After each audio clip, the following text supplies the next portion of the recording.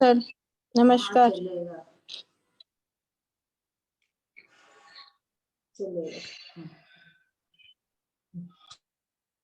Hello sir का of है।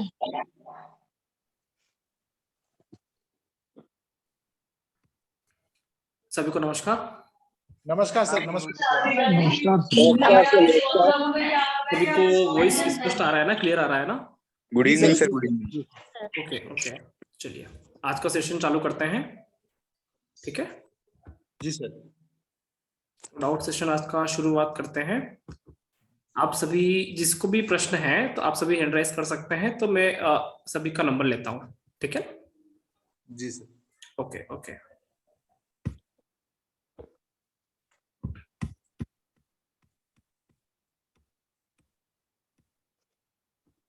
Okay, सबसे पहले कौन पूछना चाहेंगे? जी हम सर। प्रणाम मैम। Hello first question. एक मिनट में आपको लेता हूँ। हाँ जी मैम, पूछिए।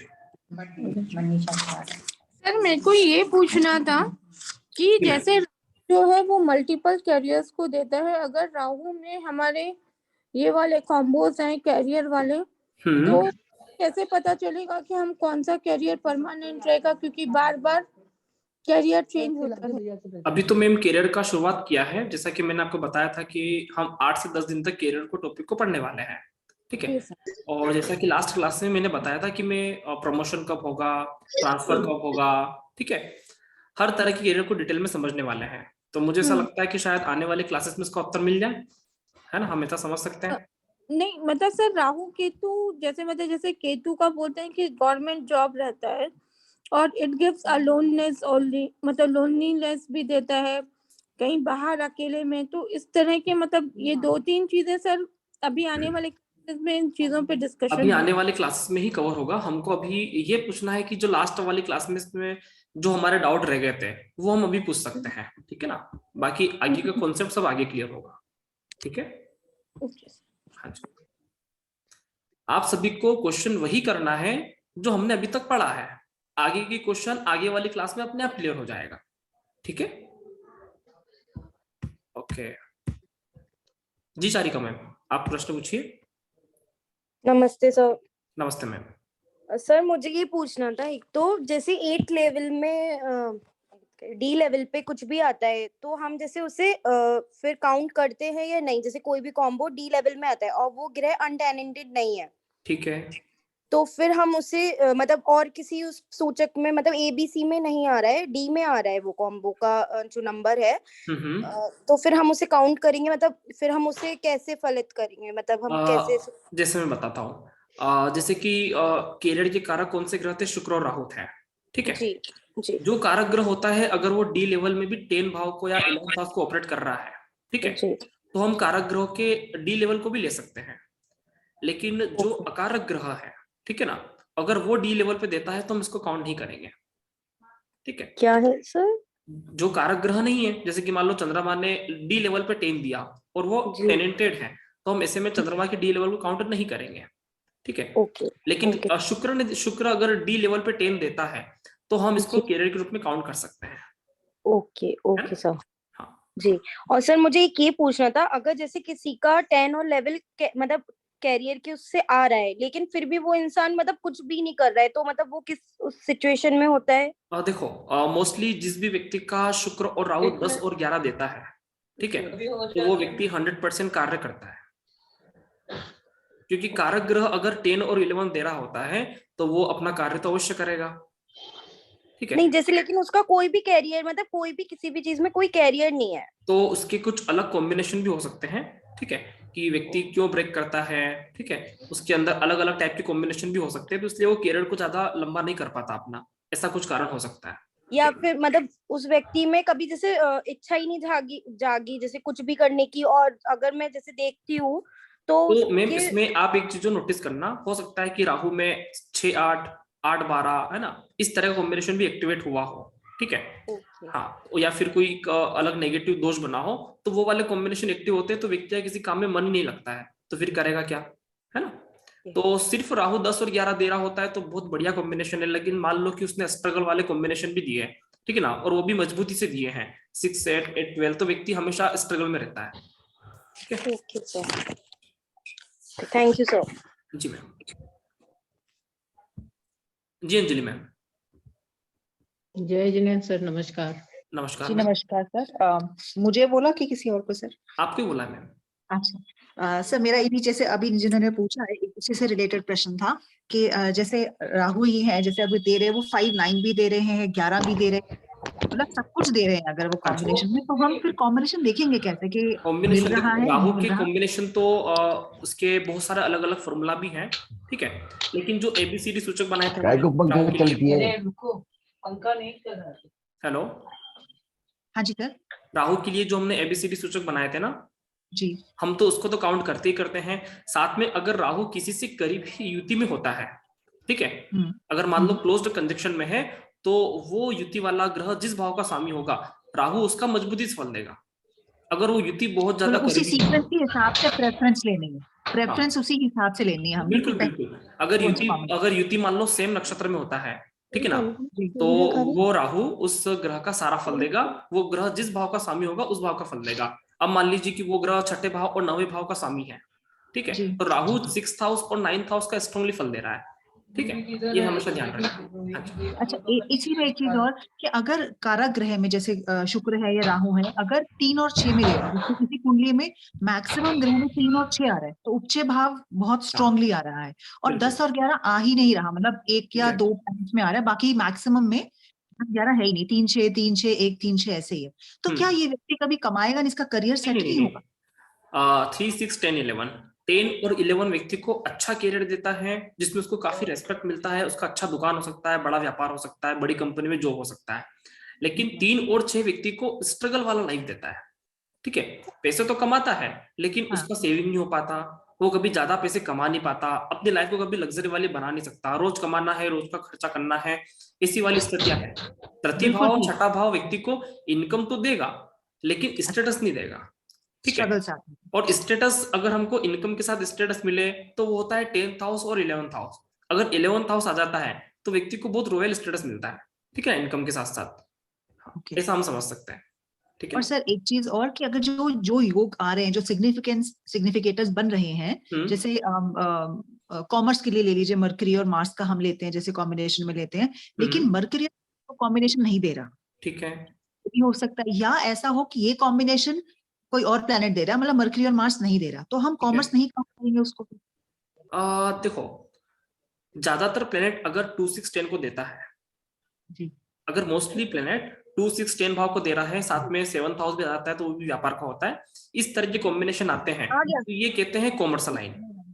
अगर मान लीजिए 4th हाउस जिसको हम बोलते हैं सिविल इंजीनियर का भाव है, ठीक है ना, ये कंस्ट्रक्शन का भाव है, खेती मतलब जमीन का भाव है, ठीक है, तो 4th हाउस और 8th हाउस ये पूरी तरह से प्रॉपर्टी का भाव है और ये इंजीनियर को टेक्निकल लाइन वालों के लिए बहुत बढ़िया है, ठीक है। अगर ज्यादातर प्लेनेट अगर 4 और 8 देता है तो हमें ये समझ लेना चाहिए कि व्यक्ति टेक्निकल लाइन लेगा, ठीक है। अगर 2, 6, 10 अर्ध त्रिकोण वाले भाव आते हैं और काम त्रिकोण वाले भाव आते हैं, ठीक है ना, 2, 6, 10, 3, 7, 11, तो हमें समझना चाहिए कि वो कॉमर्स से आर्ट्स के प्रति ही रुझान लेगा, ठीक है। मतलब हमें सारे प्लैनेट्स को देखना चाहिए, ओवरऑल में भी देखना चाहिए, सिर्फ हमको देखो कारक ग्रह को पकड़ लेना है, ठीक है ना, मरकरी और मार्स अगर देता है तो बहुत बढ़िया, फिर शनि और मंगल से पूछो क्या शनि और मंगल 4 और 8 को एक्टिवेट कर रहा है, अगर वो भी 4 और 8 को एक्टिवेट नहीं करता है तो फिर हम राहु पर फोकस कर सकते हैं, क्योंकि राहु ऑटोमेटिकली कैरियर का कारक है, तो व्यक्ति जो शिक्षा लेगा वो उसको कैरियर बनाएगा, ठीक है। तो कभी हमको ये समझ ना पड़े तो हम सीधे तौर पर राहु से पूछ सकते हैं कि भैया तू क्या देना चाहता है, ठीक है। पर राहु तो बहुत सारे दे देते हैं, राहु तो देव तो है कि राहु को जानिए ना कि उसका लेवल किस तरह का है, ABCD लेवल देखो पहले तो, और उसके बाद करीबी युति में कौन सा है वो देखो। अगर मान लो राहु की करीबी युति बुध से है, एक छोटा सा उदाहरण कि राहु की करीबी युति बुध से है, तो ये व्यक्ति कॉमर्शियल लाइन के लिए सपोर्ट कर रहा है, ये आप क्या, ठीक है। अगर मान लो कि मंगल से है, राहु की करीबी युति मंगल से है, तो हमें समझ लेना चाहिए कि टेक्निकल लाइन को सपोर्ट कर रहा है, ठीक है, क्योंकि राहु के साथ एक ही बात बहुत अच्छा है कि जिस ग्रह के साथ बैठता है उस तरह की चीजों को बढ़ा देता है। जब भी कभी कुछ भी समझना पड़े कि बुध मंगल देख लिया, शनि मंगल देख लिया, हमें निर्णय नहीं ले पा रहे हैं, तो फिर सीधा राहु को पकड़ लो, क्योंकि व्यक्ति शिक्षा वही करता है जो उसका करियर होगा, ठीक है ना। तो सीधा आप करियर को पकड़ लो तो अपने आप मालूम पड़ जाएगा इसका करियर तो टेक्निकल लाइन में दिख रहा है, हो सकता है इंजीनियरिंग कर ले, ठीक है ना, ऐसे, ठीक है ना।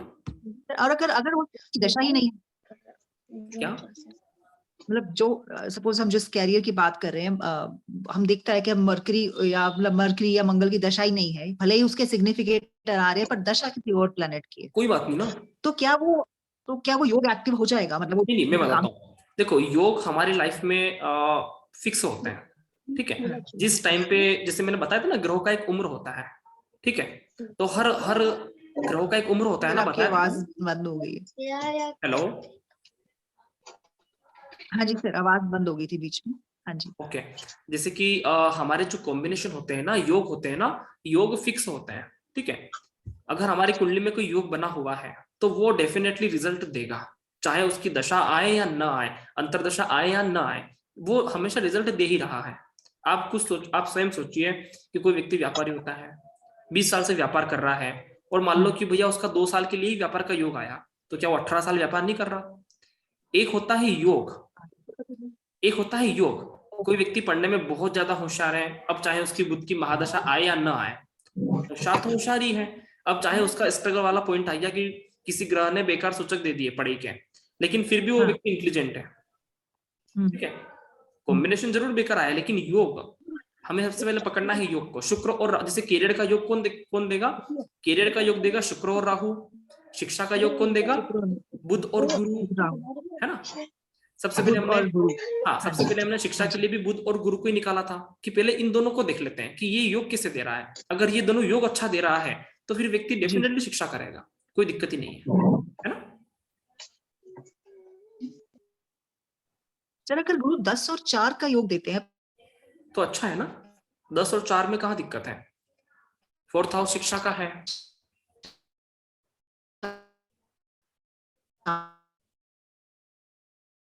हेलो, पढ़ाई के लिए। हाँ जी सर, इसमें उच्च शिक्षा होगी 4 और 10 का अगर योग आ रहा है तो? हाँ बिल्कुल हो सकता है। हाँ, हो सकता है, क्योंकि चतुर्थ भाव शिक्षा का आ रहा है और 10th हाउस है जो कि किसी भी तरह से शिक्षा का विरोध नहीं कर रहा है।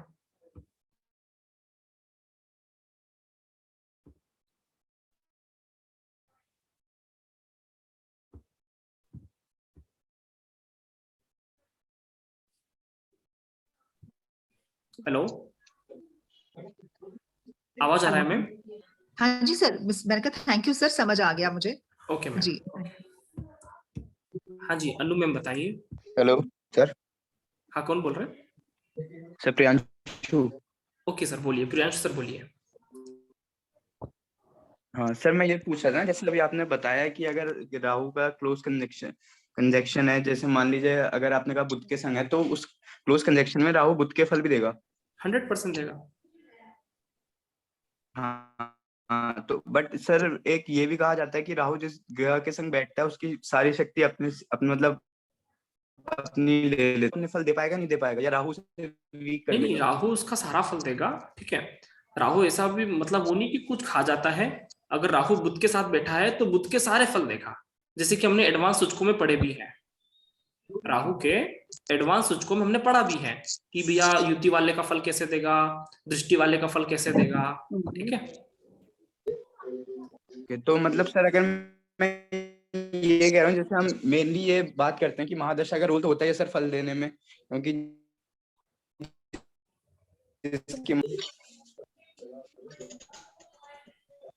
बट अगर मैं वही कह रहा हूँ, जैसे अगर मान लीजिए राहु और बुध की है और बहुत पास में है और बुध की महादशा चल रही है, तो तब बुध अपने फल दे पाएगा प्रॉपर अपनी, मतलब अगर वो अच्छी स्थिति में है बुध अपने फल 100% दे पाएगा। यस सर, बुध अपने फल 100% दे पाएगा। वो पूरी तरह से अपने फल देने के लिए एग्री है, इसमें कोई दिक्कत नहीं है, चाहे राहु का उससे युति हो या ना हो, ठीक है। अरे हम कहाँ पूछे, तुम बताओ। सर यही पूछ रहा था। जी सर, जी सर, अपना फल देगा बुध, कोई दिक्कत नहीं है। लेकिन राहु बुध के फल बहुत ज्यादा तेजी से देगा, ऐसा हम कह सकते हैं। ठीक है। ठीक है सर, बुध तो थैंक अपना यू। फल सामान्य तरीके से देगा ही देगा, लेकिन राहु की युति बुध से है तो राहु बुध के फल बहुत तेजी से देगा, ऐसा हमको कहना चाहिए। ठीक है, ठीक है सर, थैंक यू। जी नमस्ते सर। नमस्ते। सर मेरा एक सवाल था ये कि हम वेरियस टाइप्स ऑफ भाव को देखते हुए और भिन्न भिन्न ग्रहों को देखते हुए हम ये फलादेश कर रहे हैं कि व्यक्ति किस करियर में जाएगा।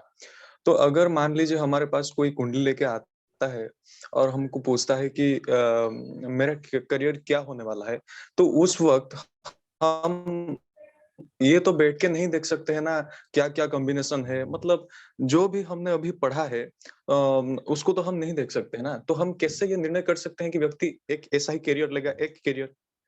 देखिए, जो भी ग्रह 10 और 11 की सूचक दे रहा है, ठीक है,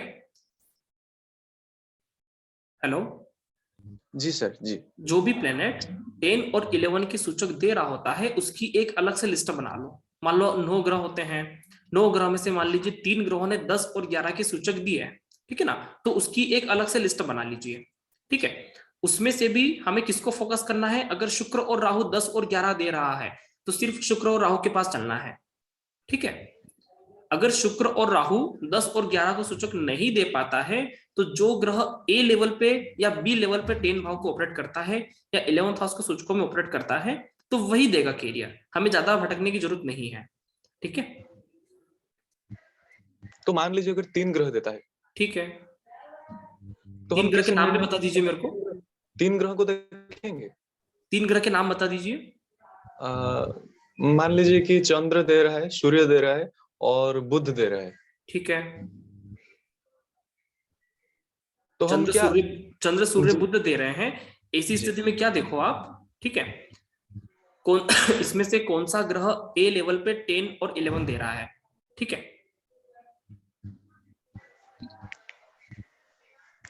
जी जी, है ना, तो उस ग्रह को लेते हुए हमको प्रेडिक्शन करना है। जो ग्रह ए लेवल पे 10 और 11 दे रहा है सबसे पहले उसको ही पकड़िए। ठीक है ना, अगर ए लेवल पे नहीं दे रहा तो बी लेवल पे देखिए कि बी लेवल पे कौन दे रहा है। ठीक है, तो इस तरह से हमें फोकस करना है। जो ग्रह ए और बी लेवल पे देता है तो वो स्ट्रांगली फल दे सकता है। अगर मान लीजिए चंद्र बुध और सूर्य आपके 3 ग्रह 10 मतलब कैरियर की सूचक दे रहे हैं, उसमें से भी जो ग्रह अनटेनेंटेड होगा ना सर, अनटेनेंटेड ग्रह वालों को पहले फोकस कर लीजिए। ठीक है, क्योंकि वो हमेशा से मजबूत होता है, किसी भी भाव का फल देता है ना जी, है ना। तो जो ग्रह अनटेनेंटेड होते हैं वो वैसे ही ताकतवर है। अगर सर 2 ग्रह अनटेनेंटेड होंगे, कोई भी 2 ग्रह, तो हम किसको लेंगे? सर इसमें भी हमें जो ए लेवल और बी लेवल पे 10 और 11 दे रहा है ना उसी को पकड़ना है। अनटेनेंटेड में भी जब हमारे पास ऑप्शन 2 ग्रह के है ना, जी, है ना, जब हमारे पास ऑप्शन 2 ग्रह के तो इसमें से अपने पास एक और कंडीशन है, उपचय भाव। कौन सा ग्रह उपचय भाव को मैक्सिमम ऑपरेट कर रहा है? ठीक है, मान लीजिए चंद्र और बुध दोनों अनटेनेंटेड हैं, तो कौन से ग्रह ने 3, 6, 10, 11 मैक्सिमम दिया है? ठीक है, जिसने भी ज्यादा भाव ऑपरेट किए उसको पकड़ लीजिए। ठीक है सर, ठीक है ना। और मान लो जिस ग्रह ने नेगेटिव कॉम्बिनेशन बनाया 5, 9 का या फिर 6, 8, 12 का नेगेटिव कॉम्बिनेशन बनाया, उसको आप छोड़ दीजिए। ठीक है ना, हमें तो उसको लेना है कि जो बेस्ट स्थिति हो। जी जी, है ना जी, हाँ जी, ठीक है सर, धन्यवाद। जी नमस्कार सर, इसी में हमको थोड़ा सा आगे बढ़ाना है, इसी क्वेश्चन में। बताएं सर मान लीजिए कि किसी भी जातक का है कि वो शुक्र और राहु दोनों दे रहा है 11th, शुक्र भी दे रहा है 11th, सर शनि भी दे रहा है 11th, गुरु दे रहा है 10th, और चंद्र दे रहा है 11th। ठीक है, तो हम कैसे इसके मतलब कौन सा जॉब करेगा, कैसे पहुंचेंगे? सबसे पहले तो हमें ये फोकस करना है कि कैरियर कौन सा दे रहा है। तो इतने सारे ग्रहों में से हमें सिर्फ शुक्र को पकड़ना है कि ये कैरियर का क्षेत्र बताता है। ठीक है, शुक्र कैरियर का क्षेत्र बताता है कि कौन से फील्ड में कार्य करेगा, जबकि शनि बताता है कितने लंबे समय तक कार्य करेगा, और गुरु बताता है कि वो कितना बड़े स्तर पर कार्य करेगा। आ रहा है समझ में? तीनों की अलग अलग कॉन्सेप्ट है। तो क्षेत्र कैसे पता लगाएंगे सर इसमें? शुक्र से पकड़ना है। सर ये रिपीट कर दीजिए, तीनों का बोला एक बारी। मैं आपको इसमें समझा, अभी आने वाले क्लास का टॉपिक है, मैं इसको क्लियर भी करवाऊंगा। शुक्र बताता है कैरियर का क्षेत्र, ठीक है सर एलिमेंट दे रहा है सर शुक्र। मैं वही बता रहा हूँ सर, हमें किसको पकड़ना है। अगर आपका क्वेश्चन ये है कि व्यक्ति कौन से फील्ड में कार्य करेगा, राइट, हाँ। तो उसके लिए हम पकड़ेंगे शुक्र को। अगर आपका क्वेश्चन ये है कि व्यक्ति कितने लंबे समय तक कार्य करेगा, तो उसके लिए हम पकड़ेंगे शनि को, ठीक है। और अगर आपका प्रश्न ये है कि व्यक्ति का क्या प्रमोशन होगा, क्या व्यक्ति इस कार्य को बड़े स्तर पे करेगा, तो उसका कारक ग्रह होता है गुरु। आ रहा है समझ में? तो अभी आपका प्रश्न क्या है कि व्यक्ति का कैरियर का क्षेत्र कौन सा होगा, राइट? जी जी जी। व्यक्ति क्या करेगा ये पूछना चाहते हो ना, कि व्यक्ति किस फील्ड में कार्य करेगा। तो सबसे पहले फील्ड को जानने के लिए हमें फोकस करना है शुक्र को। शुक्र अगर 10 और 11 दे रहा है तो किसी भी ग्रह को पकड़ने की जरूरत नहीं है, वही होगा जो शुक्र और राहु ने कहा है, ठीक है। तो दे तो रहा है, तो कैसे पता लगाएंगे कौन सी जॉब करेगा? भी अपन कॉम्बिनेशन में करेंगे ना बातें इसकी। अभी तो सिर्फ हमने भाव 2 से जुड़े होने वाले कैरियर देखे हैं। हमको आने वाले जब 11th हाउस का टॉपिक भी आएगा ना, कि भाव 11 से कौन से कैरियर देख सकते हैं, तो आपको उसमें क्लियर हो जाएगा अपने आप, ठीक है। तो शुक्र सर सेकंड हाउस में बैठा हुआ है। कोई बात नहीं सर, वो जो भी सूचक बनाएगा, कॉम्बिनेशन बनाएगा, वो उसके अकॉर्डिंगली रिजल्ट देगा, ठीक है। हाँ जी, अभी सूचकों में कॉम्बिनेशन में बहुत सारे कॉम्बिनेशन आएंगे हमारे पास, ठीक है। एक क्वेश्चन मेरा सर और है, पिछली जूम में आपने सर पढ़ाया था, पिछली जूम क्लास में आपने सर पढ़ाया था कि चंद्रमा पर शनि की दृष्टि पड़ती है तो खराब हो जाता है मामला। ओके।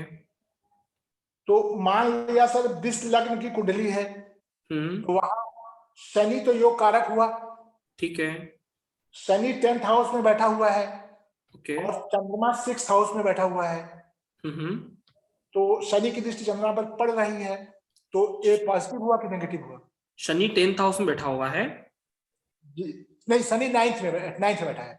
शनि 9th में बैठा हुआ है और चंद्रमा 6th में बैठा हुआ है। जी जी, ठीक है। और शनि चंद्रमा को देख रहा है, ठीक है। देखो, शनि को चंद्रमा का देखना, चंद्रमा होता है व्यक्ति का मानसिक स्तर, और व्यक्ति का जो व्यक्ति फास्ट बोल देता है, उसके मन में बातें हजम नहीं होती, या एकदम मासूम बच्चा, इनोसेंट, ठीक है। तो जब भी शनि चंद्रमा को देखता है तो व्यक्ति इतना मासूमियत नहीं झलका पाता अपने चेहरे पे, ठीक है ना। वो व्यक्ति थोड़ा सा प्रेशर, या थोड़ा सा आप बोल सकते हो ज्यादा मेच्योर होने की कोशिश करता है, ठीक है। एकदम खुश नहीं रह पाता, ठीक है। कुछ लोग बड़े चंचल होते हैं, देखा, बड़े नोटी होते हैं, और कुछ लोग थोड़े से गंभीर हो जाते हैं। तो शनि का चंद्रमा को देखना मतलब पहली स्थिति ये है कि व्यक्ति थोड़ा सा गंभीर तो है, ठीक है। दूसरी बात, चंद्रमा व्यक्ति की क्रियाकलापों को बताता है, रोजाना होने वाली चीजों को बताता है। तो जब भी शनि चंद्रमा को देखता है तो व्यक्ति हर चीजों को थोड़ा सा टालने वाला होता है, ठीक है। अगर मुझे ये काम करना है तो वो बोलता है आधे घंटे बात करते हैं, है ना। घूमने जाना है बोले 10 मिनट में आता हूँ। हर चीजों को टालने की कोशिश करता है, हर चीजें में थोड़ा सा लगता है कि डिले करेगा, 10 मिनट लेट जाएगा, उसको जल्दी आने की कोशिश नहीं करता, वो हर चीजें थोड़ा सा टालने की कोशिश करता है। इसका अर्थ ये हुआ कि शनि का प्रभाव चंद्रमा पर है, वो इतना, चंद्रमा फास्ट मूविंग प्लेनेट है, तो फास्ट चलने के बजाय थोड़ा सा स्लो चलता है शनि के देखने के कारण, ठीक है। ऐसा यहाँ सर पॉजिटिव रहेगा कि नेगेटिव रहेगा, क्योंकि शनि योग कारक है? तो नहीं, पॉजिटिव नेगेटिव का प्रश्न नहीं है, पॉजिटिव नेगेटिव तो सूचकों से पता चलेगा, ठीक है। लेकिन वो हर चीजों को थोड़ा सा टालने वाला हो सकता है, ठीक है। अगर मान लो चंद्रमा के कॉम्बिनेशन अच्छे बने होंगे तो डेफिनेटली अच्छा है चंद्रमा, यहाँ पे कोई दिक्कत ही नहीं है, ठीक है। चंद्रमा से व्यक्ति की आदतें भी पता चलती है, रोजाना होने वाली आदतें पता चलती है, कैसा है। आपने कह दिया कि मैं आ रहा हूं, तो बोलता है कि मैं 10 मिनट में आ रहा हूं, चाहे बैठा होगा तो भी 10 मिनट का टाइम लेगा, मतलब हर चीज में डिले, ऐसा हम कह सकते हैं। और नेगेटिव पॉजिटिव कोई भी ग्रह तब होता है अगर मान लो कोई भी ग्रह नेगेटिव है, तो उसके सूचकों की कॉम्बिनेशन में 6-8, 8-12 या 6-12 ऐसा कॉम्बिनेशन होना चाहिए। अगर ऐसा कॉम्बिनेशन होगा तो जाके वो नेगेटिव है। अगर सूचक अच्छे हैं, नेगेटिव कॉम्बिनेशन नहीं है, तो वो ग्रह नेगेटिव नहीं है, ठीक है। एक क्वेश्चन सर और है, बताइए। जो आपने चंद्रमा का सूचक का कॉम्बिनेशन दिया था, नियम दिया था, क्या वही सेम नियम बुध पे भी लागू होगा? हाँ, उस पर भी कर सकते हैं। जैसे कि मैंने चंद्रमा का बताया था कि 1, 3, 5, 7, 9, 11, ठीक है, व्यक्ति को अच्छा बनाता है, तो बुध का भी ऐसे ही बना सकते हैं, ठीक है ना। ये व्यक्ति को अच्छा स्वभाव देता है, व्यक्ति को बोलने की अच्छी स्थिति देता है, बातचीत करने में अच्छा होशियार व्यक्ति है, ठीक है ना। किसी भी अनजान व्यक्ति से अच्छे से दोस्ती बना लेगा, ऐसा हम कह सकते हैं। तो मतलब वही सेम नियम बुध पे भी फॉलो होगा सर? बिल्कुल सेम नियम बुध पे लागू होगा, सिर्फ कैरेक्टरिस्टिक का फर्क पड़ जाएगा। चंद्रमा के कारक तत्व अलग है, बुध के कारक तत्व अलग है, तो हमें उसको थोड़ा सा चेंज करके कर लेना है प्रेडिक्शन। ठीक है सर, बाकी प्लैनेट में सेम चीज लग जाएगी या सिर्फ बुध तक ही सीमित है ये? चंद्रमा, बुध और शुक्र ये तीनों ही प्लैनेट इंटरनल है। ये तीनों ही प्लैनेट हमारे व्यवहार को बताते हैं। अगर हम आपस में बातचीत कर रहे हैं तो इसमें हमारा किसका फोकस है? हमारे ऊपर फोकस रहता है दो ग्रहों का, चंद्रमा और बुध का। अगर हम आपस में बातचीत करते हैं तो अभी सपोज करो हमारी मीटिंग चल रहा है, कौन से ग्रहों का फोकस है हमारे ऊपर? हमारे प्लेनेट के चंद्रमा और बुध का फोकस है। ठीक है, चंद्रमा और बुध हमारे जन्म कुंडली में अच्छे हैं, मीटिंग बहुत अच्छा होगा, आप आराम से लोगों से बातचीत कर सकोगे। अगर चंद्रमा और बुध नेगेटिव कॉम्बिनेशन में है तो आपको कहीं ना कहीं दिक्कत होने लगेगा। ठीक है, और शुक्र को हम लेते हैं जब भी व्यक्ति रिश्तेदारी में जाता है बातचीत करने के लिए, या उसका खुद का निजी मामला होता है, प्रेम प्रसंग का मामला होता है, तो वहां पे शुक्र को भी कंसिडर करेंगे। ठीक है, तो तीन ग्रहों को ही फोकस करना है, खासकर हमारे व्यवहार और इन चीजों को देखने के लिए। सर, अगर कोई भी ग्रह 10-11 ना दे रहा हो सूचक में, ठीक है, पूरी कुंडली में कोई भी ग्रह अच्छा, मैं थोड़ा सा उस बात को रोकूंगा। मैं पूछना चाहता हूं कि ऐसा कभी हो सकता है क्या कि पूरी कुंडली में कोई भी ग्रह 10 और 11 का सूचक दे ही ना? सर, लेवल 3 तक, नॉट लेवल 4, लेवल 3 तक कोई बात कुंडली नहीं। में कोई भी ग्रह 10-11 नहीं दे रहा है, और हाँ, पूरी कुंडली में सिर्फ एक ही ग्रह है जो 10-11 दे रहा है, वो है केतु। ठीक है, नहीं ऐसा नहीं हो सकता मैम। केतु कैसे दे सकता है? दशम भाव का स्वामी, दशम भाव का स्वामी जो भी होगा डी लेवल का सूचक तो बनाएगा ही बनाएगा। ठीक है, 11th हाउस का स्वामी जो भी होगा डी लेवल का सूचक बनाएगा ही बनाएगा। कौन से लग्न की कुंडली है, बता सकते हैं मुझे? हाँ जी सर। कौन से लग्न का कुंडली है? ये है एरीज लगन की कुंडली है मेष सर। लग्न का कुंडली है। दशम भाव का स्वामी कौन है? शनि है। दशम भाव का 11th हाउस का स्वामी भी शनि है। इसका मतलब शनि तो डेफिनेटली 10 और 11 के सूचक बना ही रहा है। ठीक है, सर वो भी डी लेवल पे बना रहा है। डी लेवल पे बनाएगा ना, कोई बात नहीं। 4 लेवल, हाँ, जो लेवल 4 होता है। अभी इसमें एक और नियम आप एड ऑन कर लो। जब भी कोई प्लेनेट ABC लेवल में किसी भी ग्रह को ऑपरेट ना करता हो और सिर्फ उसका राशि स्वामी ही, जैसे कि दशम भाव का स्वामी शनि है ना उस कुंडली में, तो वही सूचक बना रहा है। इसके अलावा ABC लेवल पे कोई भी सूचक नहीं बना रहा है 10th हाउस का, यही कह रहे हैं ना? जी सर। तो इसमें क्या नियम आएगा? जब भी कोई ग्रह अगर सिर्फ अकेला ही ग्रह डी लेवल का सूचक बना के चल रहा है तो वह ग्रह, जैसे कि शनि यहाँ पे 10th हाउस का अकेला डी लेवल का सूचक बना रहा है, तो इसका मतलब क्या हुआ? दशम भाव का कोई भी कार्य करने वाला नहीं है सिवाय शनि के। ठीक है जी सर। अब दशम भाव का कोई भी कार्य करने वाला नहीं है सिवाय शनि के, तो जब भी कोई व्यक्ति कोई भी 9 ग्रहों में से कोई भी जवाबदारी नहीं ले रहा है कार्य करने की और सिर्फ अकेला शनि जवाबदारी ले रहा है, तो वो चाहे डी लेवल का हो, डी लेवल का होकर भी वो ए लेवल का ही रिजल्ट देगा, क्योंकि इसके अलावा कोई जवाबदारी नहीं ले रहा है। ठीक है ना? ऐसी स्थिति में शनि को आप ए लेवल का ही समझ के वर्क करें। जी सर, है ना? क्योंकि उसका कार्य करने वाला कोई हाँ ही नहीं भर रहा ना 9 ग्रहों में से, तो कोई भी हाँ नहीं भर रहा है, तो जो व्यक्ति कमजोर लेवल का हाँ भरता है वही व्यक्ति उसकी सारी जवाबदारी लेता है। अब वही उसका मजबूती से कार्य कर रहा है। ठीक है सर, पर इस रीजन से इस इंसान को फाइनेंशियल इश्यूज हो सकते हैं क्या लाइफ टाइम? क्योंकि ये कुंडली मेरे पास ऐसी प्रैक्टिस के लिए आई थी। फाइनेंशियल इशू कब आएगा? जब व्यक्ति के जन्म कुंडली में सेकंड भाव भी ऑपरेट ना हो और 3 और 6, सेकंड भाव, थर्ड हाउस और 6th हाउस की अगर कमी होगी, ठीक है ना, तो व्यक्ति को फाइनेंशियल इशू भी आएगा, क्योंकि 10 और 11 आप मना कर रहे हैं, कोई दे नहीं रहा है। ठीक है, और ऐसे में 2, 3, 6 मतलब उपचय भाव में 3 और 6 आ गए, और सेकंड हाउस होता है धन का।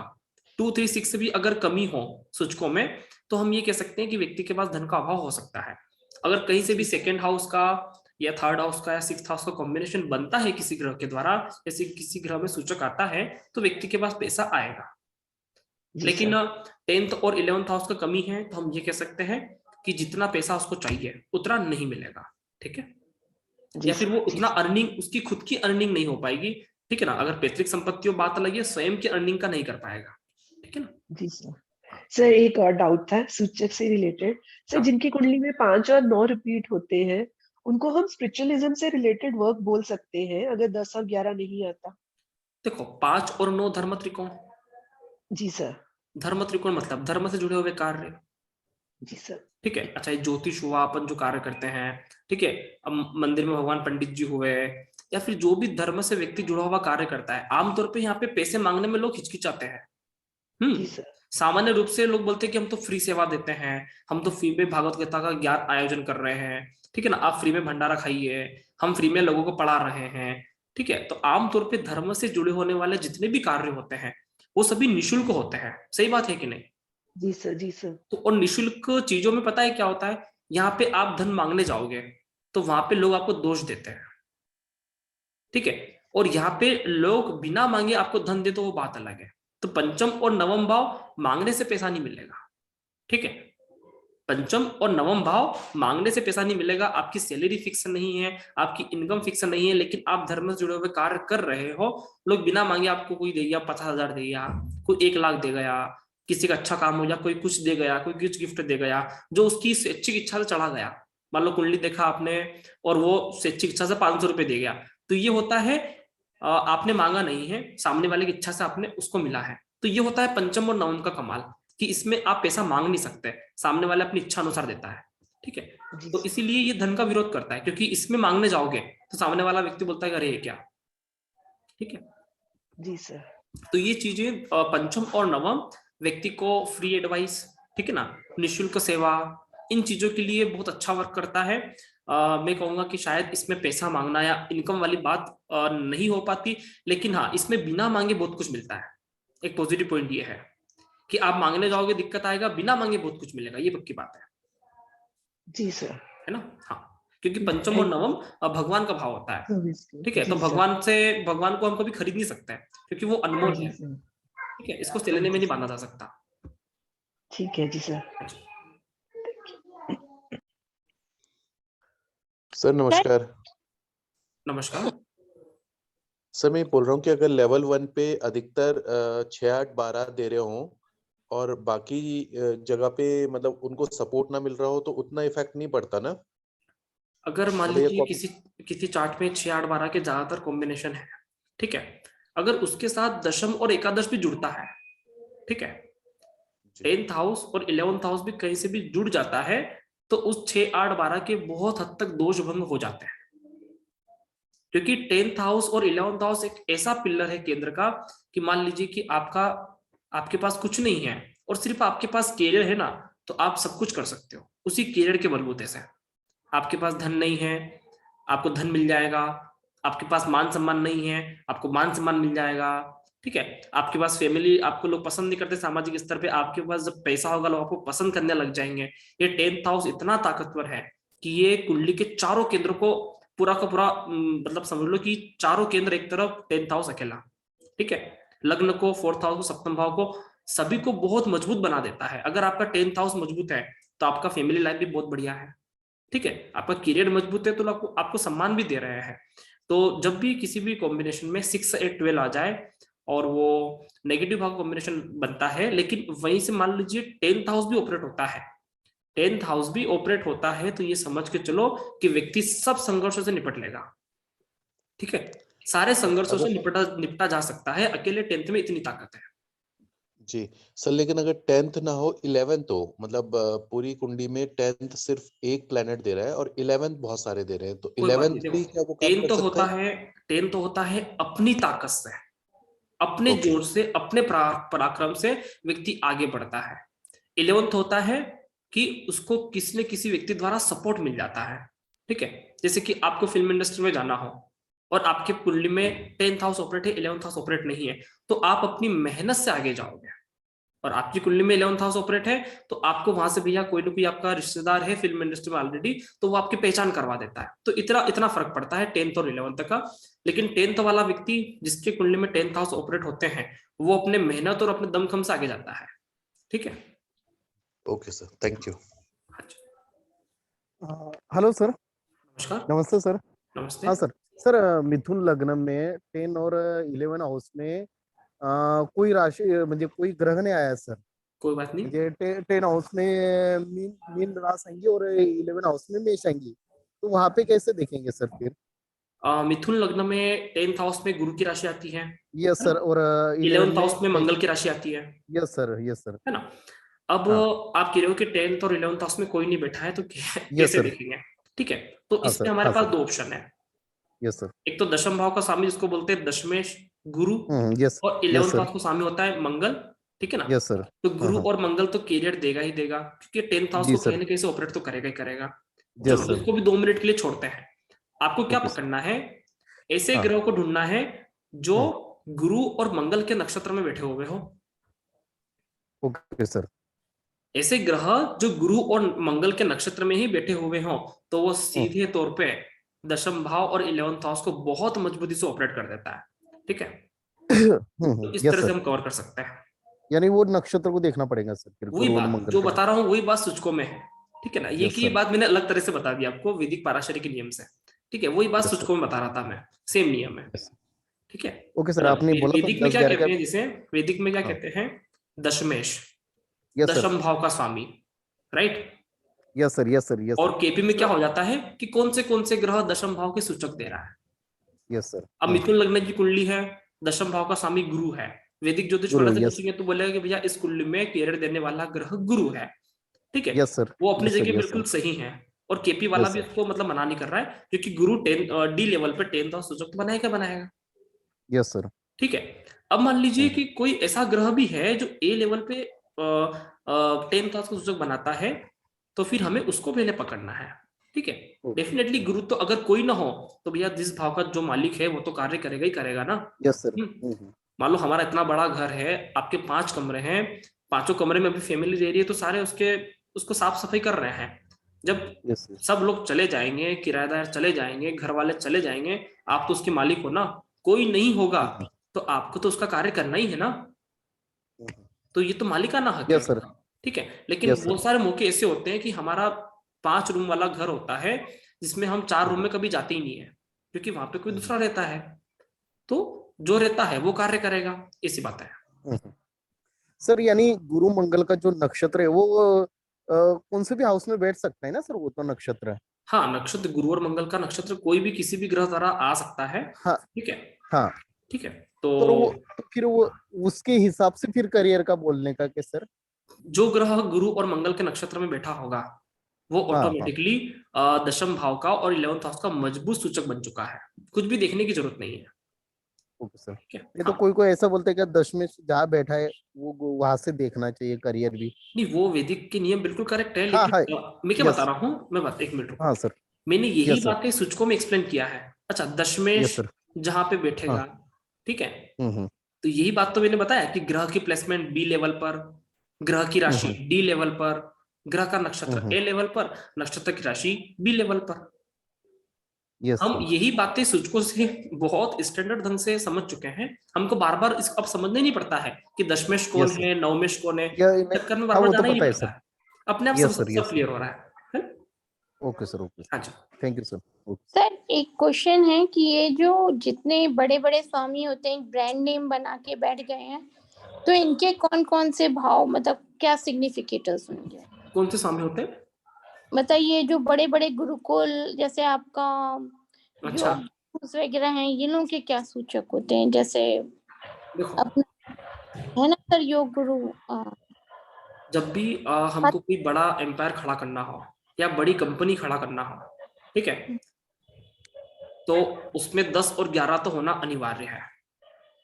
ठीक है, लेकिन 10 और 11 के साथ अगर हम बात कर रहे हैं कि बड़ी कंपनी का अर्थ क्या हुआ?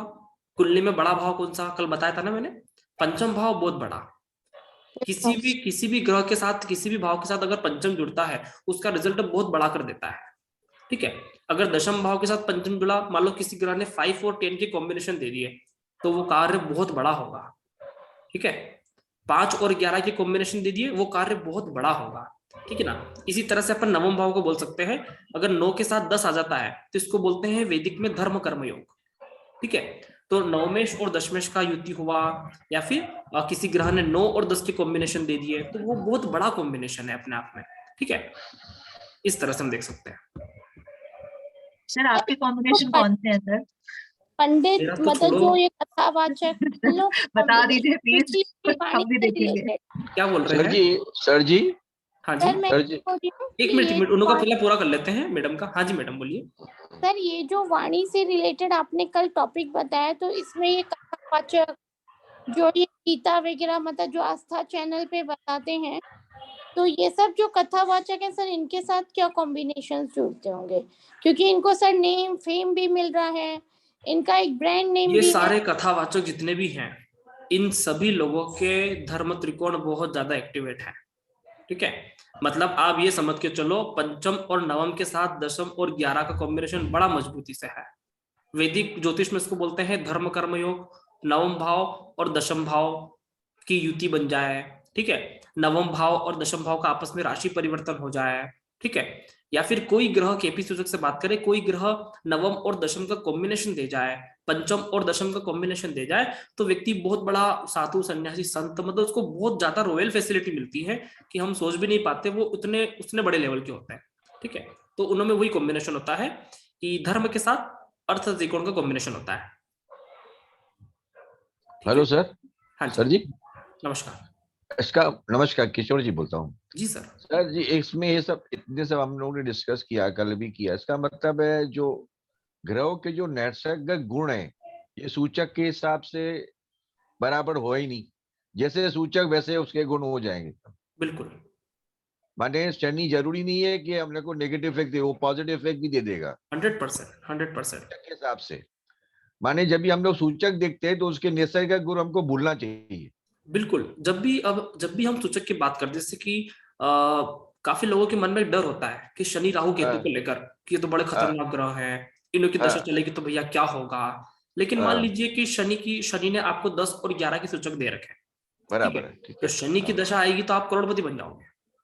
हाँ वो बात सही है ना, यही मैं पूछ रहा था ना, कि बिल्कुल। सारे के मन में शनि के ऊपर, जैसे आप परसों पूरा जो आपका लेक्चर था टोटली बेस्ड ऑन राहु। हाँ जी, क्योंकि केरल का कारक वही है ना हाँ, तो आज के जमाने में।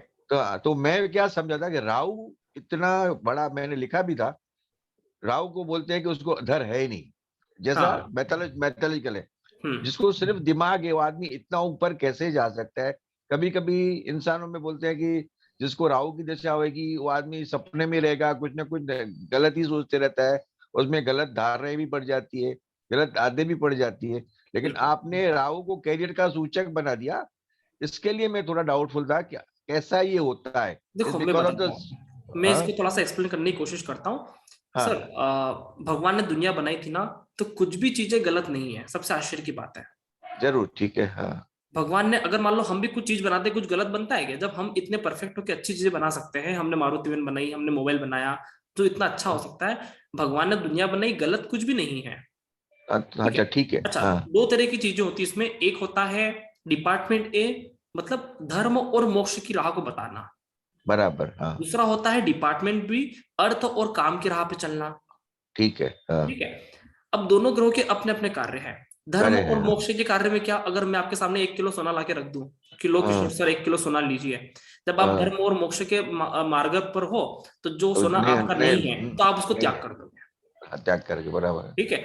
और अगर आपको पैसा कमाने का मतलब एक लॉटरी सिस्टम होता है ना कि भैया 1 किलो सोना यहाँ से जीतने का मौका है, तो आप चले जाओगे लॉटरी सिस्टम में कि अच्छा बताइए क्या सिस्टम में क्या करना है, इसको हासिल करने के लिए क्या करना है, तो अर्थ और मोक्ष है। तो व्यक्ति आमतौर पे जब भौतिक जीवन में आता है तो कहने में बड़ा आसान होता है कि व्यक्ति का लक्ष्य मोक्ष प्राप्त करना है, लगता जरूर आसान है, लेकिन आप सुबह उठोगे, खाना खाओगे, आपको कुछ भी काम करना होगा, बिना पैसे के होगा क्या? नहीं, बिना पैसे के नहीं होता। तो बिना पैसे के कुछ भी नहीं हो रहा है, तो इसीलिए भौतिक जीवन का प्राण है राहु। अच्छा, प्राण है राहु। क्योंकि ये इच्छा शक्ति बताता है, आपको चाहिए। अच्छा, पहले के जमाने में क्या होता था, देखो राहु किसका कारक है? राहु सूर्य से रोशनी लेता है, जो ग्रहण योग बनाता है। सूर्य से रोशनी लेके उसने सूर्य को अंधेरा कर दिया और अपने अंदर रोशनी संभाली, इसको बोलते हैं ग्रहण। अच्छा, इसको हम साइंटिफिकली कैसे समझें? थोड़ा सा हम अपनी इन शब्दावली को थोड़ा सा चेंज करके समझने की कोशिश करते हैं कि जो व्यक्ति सूर्य से रोशनी ले रहा है उसने कुछ टाइम के लिए लिया होगा, ठीक है, कुछ टाइम के लिए सूर्य से रोशनी उसने लिया होगा, और सूर्य को अंधेरा लगता है, हमको लगता है कि आसमान में काला काला हो गया, ठीक है। अच्छा, वो रोशनी पता है क्या है? क्या आप जानते हो वो रोशनी क्या है? नहीं वही जो हम लैपटॉप से आज बात कर रहे हैं। तो भ्रम होएगा सर। नहीं, भ्रम नहीं है, भ्रम नहीं है। अच्छा, जो हम लैपटॉप से आज बात कर रहे हैं, सूर्य चला गया, रोशनी कायम है। हाँ, ठीक है, अंधेरा हो गया, रोशनी कायम है। आज हमारे घर में ट्यूबलाइट चल रहा है, बराबर, लैपटॉप चल रहा है, डिजिटल सारे कार्य हो रहे। पता है क्या है? ये है सूर्य और राहु का ग्रहण दोष का कमाल। अच्छा, ग्रहण दोष, क्योंकि उसने सूर्य से वो लाइट एब्जॉर्व करी है और सूर्य हाँ, की अनुपस्थिति में उसने अपना वर्चस्व फैलाया है। अच्छा, सूर्य गायब हुआ और जैसे लाइट चल गई, राहु ने अपना वर्चस्व फैलाया। हाँ, ठीक है, तो ये ग्रहण योग का कमाल देखिए। अब राहु कितना शक्तिशाली है कि जो उसने ग्रहण योग बनाया था और जैसे उसका समय आया, कलयुग का बोलते ना, कलयुग का राजा राहु है।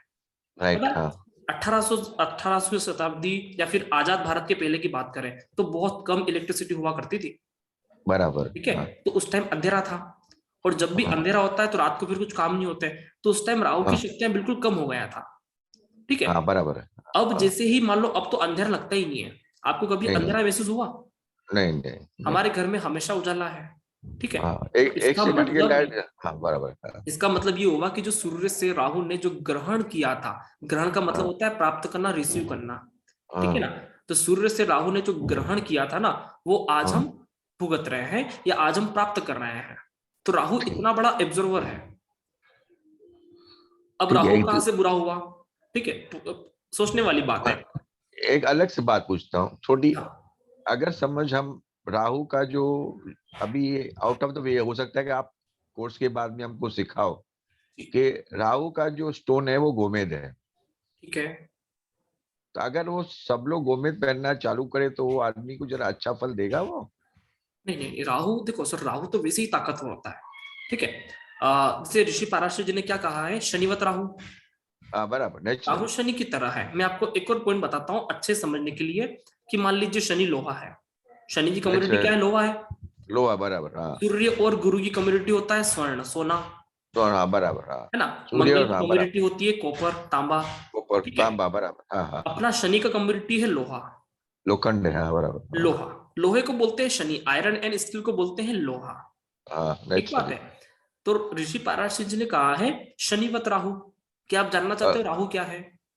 राहु को बोला जाता है मैग्नेट, खींचने वाला पावर जिसको खींचता है। राहु के पास है मैग्नेट। अच्छा बताइए, किसी भी चीज को कोई खींच सकता है क्या? क्या सोने की यदि चुंबक बनी जो खींच ले? नहीं, सोने कॉपर का बना? सिर्फ राहु के पास ऐसी शक्ति है जो खींच सकता है। खींच सकता है, अच्छा। सिर्फ चुंबक लोहे का ही बना ना, हाँ, जो लोहे को पकड़ता है। ऐसा तो नहीं हुआ कि पीतल को पकड़ने वाले चुंबक बन गया भैया? नहीं, कभी नहीं, कभी बना क्या? तो ये राहु की ताकत देखो कि शनिवत राहु, शनि तो सिर्फ लोहा है लेकिन राहु तो भैया चुंबक है। ठीक है ना, और चुंबक को लोहे से अलग नहीं मान सकते, लोहा भी, चुंबक भी लोहा ही है। ठीक है, ओके, ना, मैग्नेट भी लोहा ही होता है ना। लेकिन राहु के अंदर इतनी असीम शक्तियां हैं कि वो इतना सारा अपने अंदर खींच सकता है। अब बताए पहले के जमाने में क्या हुआ करता था? अभी ऋषि पाराशर जी ने तो शनि को ही कर्म का कारक कहा है। ठीक है, लेकिन मैंने राहु को यहाँ पे कैरियर का कारक कह दिया। इसका मेन रीजन ये है कि शनि कर्म का कारक है, 100% कर्म का कारक है। कब तक? जब तक आपको जरूरत की चीजें मिले। ठीक है ना, आप खाने पीने की चीजें मिल जाए, रहने की चीजें मिल जाए, वो शनि। लेकिन आज के जमाने में व्यक्ति का पूर्ति ये नहीं है, खाने पीने की चीजों से व्यक्ति का पूर्ति नहीं हो रहा। आज व्यक्ति को लग्जरी कार चाहिए, लग्जरी गाड़ी चाहिए, लग्जरी मकान चाहिए, मोबाइल चाहिए। इन लोगों की ये जरूरत हो गई है आज के जमाने में।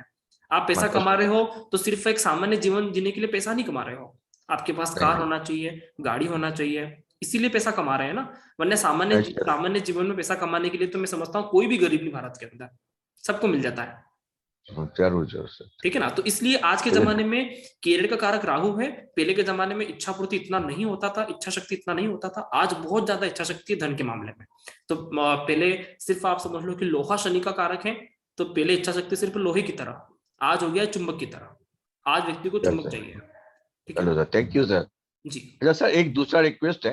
हाँ जी। अगर आप लोग अभी समझिए, हम लोगों ने कल वाणी का कारक किया, ठीक है, जो कर उसमें जो गायक कौन बनेगा या दूसरा, अच्छा एक छोटा सा एग्जाम्पल कभी आप हमको कोई किसकी कुंडली हम लोग को बता के एक बार जरा सिखा देंगे? बिल्कुल, बहुत सारे चार्ट पे से एक्सप्लेन कर सकते हैं अपन, सब स्टूडेंट के लिए बहुत अच्छा हो जाएगा सर। नहीं, ऐसा करेंगे।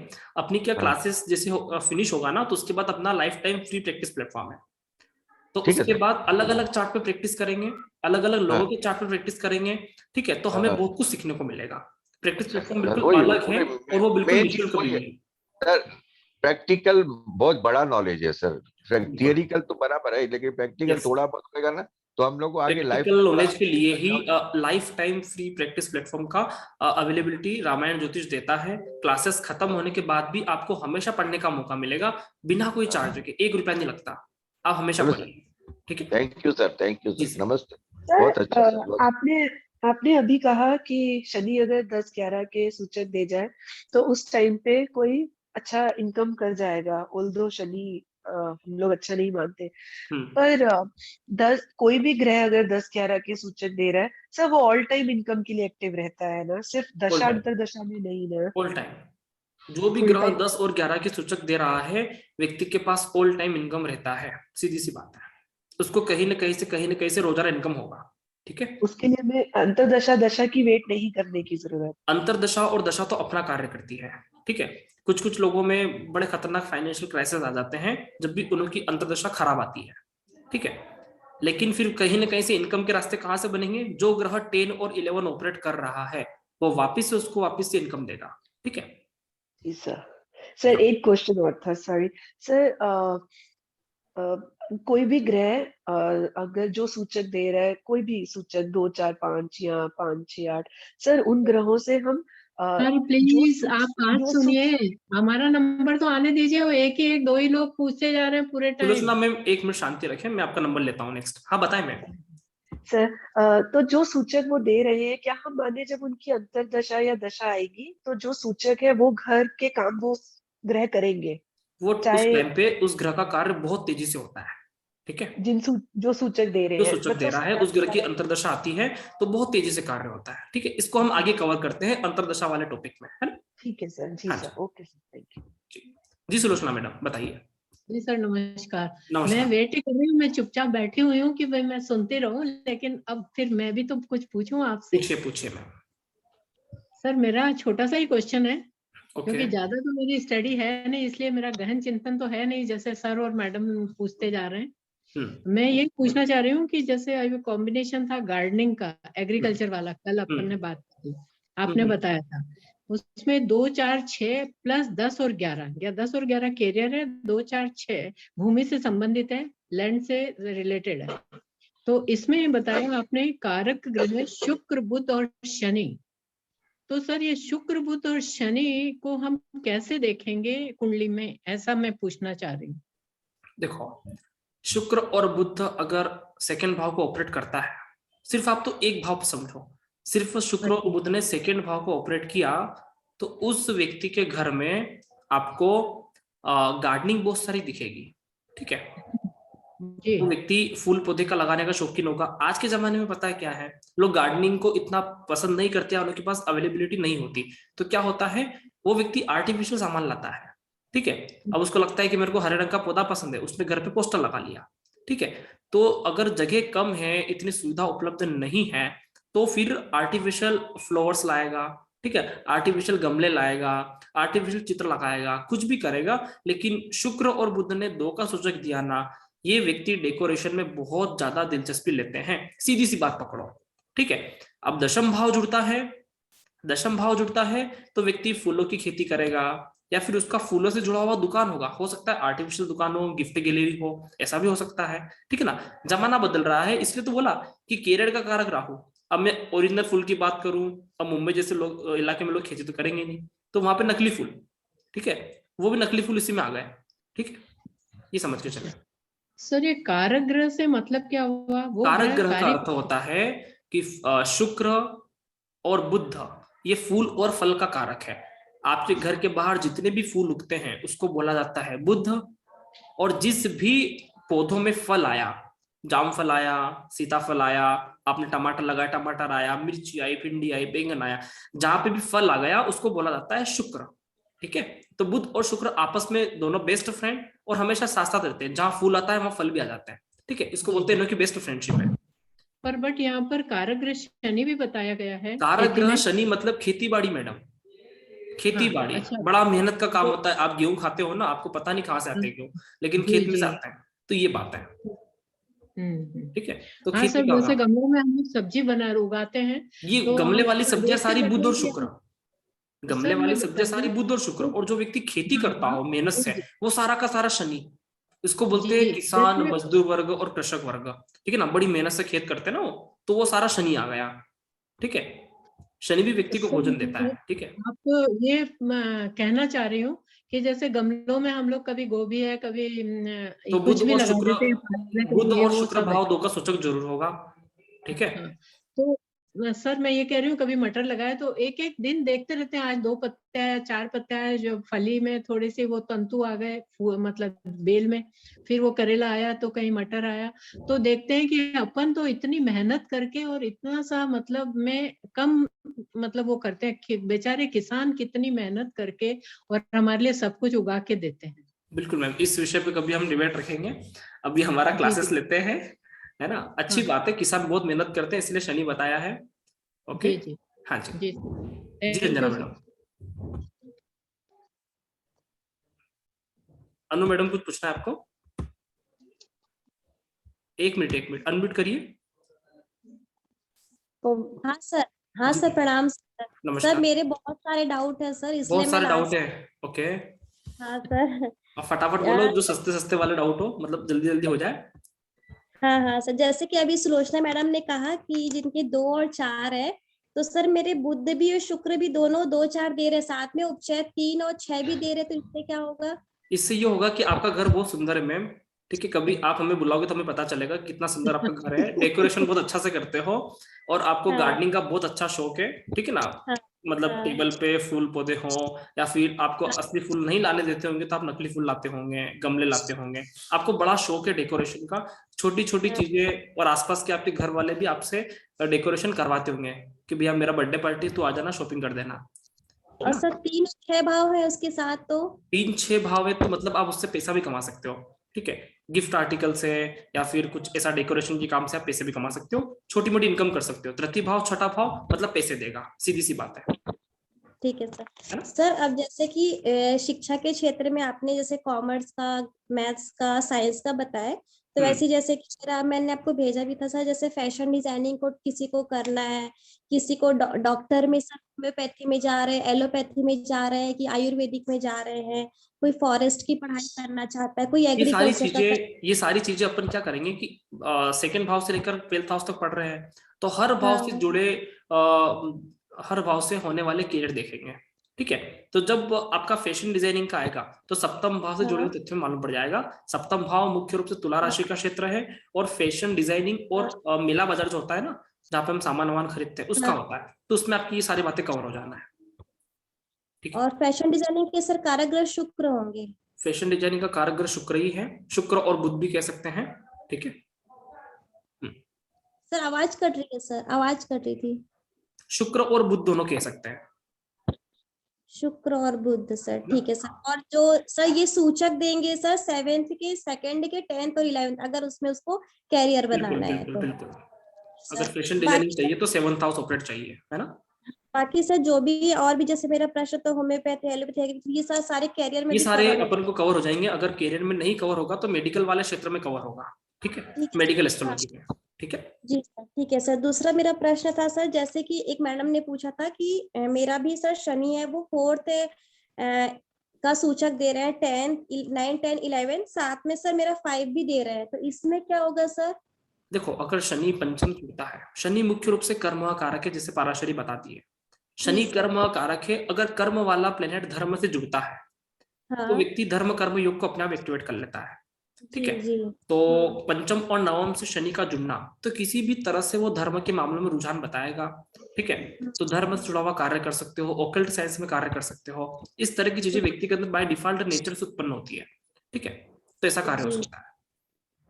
सर जैसे आपने बताया ना कि 5th हाउस बड़ा एम्पायर का काम, तो सर मैं भी कुछ कर सकती हूँ सर? बिल्कुल, पंचम के साथ अगर दशम कनेक्ट है तो आपको बहुत बड़े, इसमें क्या होता है कि बड़ा काम होता है किसी जगह, और किसी जगह बहुत बड़े बड़े लोगों से आपकी दोस्ती होती है, लोगों से मिलना जुलना, उठना बैठना भी होता है।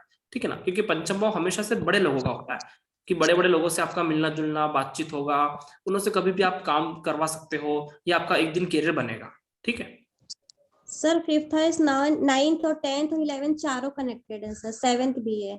कोई बात नहीं, जब पंचम भाव के सूचक पढ़ेंगे ना, पंचम नवम के सूचक पढ़ेंगे ना, तो उसमें अलग अलग टाइप के कॉम्बिनेशन भी आते हैं, ठीक है। हाँ, तो हाँ, उसमें हम और भी गहराई से पढ़ेंगे। वैसे पंचम और नवम का कॉम्बिनेशन जहां तक आया है, आप बता रहे हो, पंचम हाँ, और नवम कैरियर के विरोधी भाव हैं। हाँ, 5 और 9 का कॉम्बिनेशन व्यक्ति को मोस्टली सिर्फ और सिर्फ नेम और फेम देता है, मनी नहीं देता। सर लेकिन 10 और 11 भी है सर। 10 और 11 भी है ना, तो 5 और 9 भी तो है ना, तो एक कॉम्बिनेशन हाँ, तो बन गया उसका। तो व्यक्ति को नेम और फेम बहुत मिलता है, व्यक्ति का नाम बहुत होता है, व्यक्ति को वहां से अर्निंग होने में टाइम लगता है, क्योंकि एक कॉम्बिनेशन तो बन गया, कैरियर का विरोधी कॉम्बिनेशन एक्टिवेट पूरी तरह से हो गया, ठीक है। तो थोड़ा सा उसमें बड़े बड़े लोगों में उठना बैठना होता है, लेकिन जो अर्निंग होना चाहिए वो कहीं ना कहीं थोड़ा सा डिले होता है, ऐसा भी हम कह सकते हैं। शनि के में तो सर शनि मतलब 36 के बाद ही अर्निंग देंगे। हाँ, थोड़ा सा टाइम तो लेगा मैम, क्योंकि अगर पूरा कॉम्बिनेशन एक्टिव है विरोधी भाव का, जैसे कि बताया हाँ, पंचम और नवम पूरा विरोधी है कैरियर का, तो वो थोड़ा सा आपको डिले तो देंगे, लेकिन नाम बहुत देगा, ठीक है ना। आपको खुशी भी मिलेगी, नाम भी मिलेगा, तो इसमें थोड़ा सा दिक्कत आ सकता है, मतलब कैरियर में थोड़ा सा डिले हो सकता है, ठीक है। सर मतलब ये ग्रहों के ऊपर भी डिपेंड करेगा ना, जैसे मान लीजिए चंद्रमा है तो वो 24 वर्ष में ही देना स्टार्ट कर देंगे, शनि है तो 36 वर्ष में मतलब देंगे। ये चीजें जैसे कि शुक्र और राहु अगर अच्छा कॉम्बिनेशन दे रहा है, तो व्यक्ति का कैरियर 25 के बाद शुरू हो जाता है, पहली बात। हाँ, 25 क्योंकि कैरियर के टाइम आता है ना, तो वो व्यक्ति अपना कारागृह अपना कैरियर दे देता है। अब गुरु का पीरियड है, थोड़ा सा डिले करेगा, चंद्रमा का पीरियड डिले करेगा, क्योंकि ये उसका ओरिजिनल टाइम नहीं है कैरियर देने का, ठीक है। जो मुख्य कारक ग्रह है, अगर वो कॉम्बिनेशन देता है तो राइट टाइम पे कार्य होता है। शादी की उम्र भैया 25 साल, गुरु ने अच्छा कॉम्बिनेशन दिया, 25 साल की उम्र में व्यक्ति का राइट टाइम पे शादी करवाएगा, ठीक है ना, डिले नहीं करता ऐसे। सर एक अलग क्वेश्चन था मेरा, जैसे कि किसी का नौकरी भी लगना है तो सूचक में ही देखेंगे ना, कि मान लीजिए नौकरी वो का कॉम्बिनेशन हम आगे छठे भाव से जुड़े होने वाले तथ्यों में पढ़ेंगे, ठीक है ना। कब किसकी नौकरी जाएगी, कब किसकी नौकरी लगेगी, कब ट्रांसफर होगा, कब प्रमोशन होगा, सारे उसके अंदर आ जाएंगे, ठीक है। सर एक चीज और था, चंद्रमा की, सर चंद्रमा से कैसे, सर आपने बताया चंद्रमा शनि साथ में रहते हैं तो थोड़ा सा आदमी आलसी रहते हैं, तो वैसे सर चंद्रमा की आदतें और कैसे पता चलेगी? देखो चंद्रमा मतलब चंद्रमा और शनि का जब भी मेल होता है तो थोड़ा सा व्यक्ति कभी कभी बोल दो कि ज्यादा गंभीर होगा, ठीक है, क्योंकि सफेद कलर मतलब एकदम शुद्ध कलर है, बच्चे होते हैं बिल्कुल सफेद कलर के, ठीक है, वो बिल्कुल पवित्र है, बिल्कुल शुद्ध है, उनमें कोई बुराई नहीं है, ठीक है। शनि उसमें मिल रहा है, तो जैसे जैसे व्यक्ति कर्म करता जाता है ना, तो उसके अंदर शनि एक्टिवेट होता जाता है, ठीक है। अब शनि और चंद्रमा का ही कॉम्बिनेशन है, आप स्वयं देखो, जितने मासूम हम 5 साल की उम्र तक थे, क्या 10 साल तक उतनी मासूमियत हमारे इसमें रही क्या? नहीं। 20 साल की इतनी मासूमियत रही क्या? 50 साल की हो गई इतनी मासूमियत रही क्या? ठीक है। कर्म करते जाते हैं, कर्म कारक शनि, कर्म करते जाते हैं, आप गंभीर होते जाओगे, मासूमियत खत्म होती जाएगी। अब कुंडली के अंदर ही ऐसा योग है, तो व्यक्ति के अंदर मासूमियत की कमी है, व्यक्ति थोड़ा सा डिप्रेशन में आ जाता है, व्यक्ति को कोई कुछ बोलता है थोड़ा सा सोचने लग जाता है, ठीक है ना, ऐसा होता है, ठीक है। सर चंद्रमा की युति अगर गुरु के साथ हो तो कैसे व्यवहार की होती है? ये बहुत अच्छा होता है, ठीक है, क्योंकि गुरु व्यक्ति को हमेशा से प्रोत्साहन देने वाला, हमेशा से मनोबल बढ़ाने वाला, डांटता भी है तो अच्छे के लिए डांटता है, अच्छा कार्य करने के लिए डांटता है। तो चंद्रमा और गुरु का होता है तो बहुत अच्छा, हमेशा व्यक्ति खुश रहता है, उसका मन अच्छे जगह लगा रहता है, ठीक है ना, बड़े लोगों का सम्मान करता है, उसको अच्छा प्रमोशन मिलता है, ऐसा है ना। किसी भी भाव में बने सर, किसी भाव में कोई दिक्कत नहीं है। अगर मंगल के साथ हो सर तो देखो कैरेक्टरिस्टिक मिलाते जाओ ना, चंद्र और मंगल, ठीक है।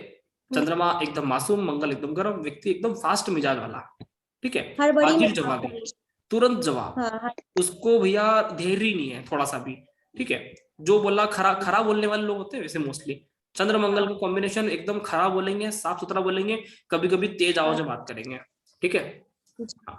जी सर, ठीक है सर। और सर एक प्रश्न और था, जैसे सर मैंने कल आपका सिंगिंग का मतलब ये कुंडली देखी थी सर, तुरंत ही किसी का था, तो सर उसमें सर कोई भी कॉम्बिनेशन नहीं बन रहा था सिंगिंग के लिए, जैसे sir 2nd house, 3rd house, 5th house था, तो वो बहुत अच्छा गाती है सर, लेकिन कोई भी कॉम्बिनेशन नहीं बन रहा था। कोई भी कॉम्बिनेशन अगर नहीं बना है तो व्यक्ति का उस फील्ड में कैरियर नहीं होगा।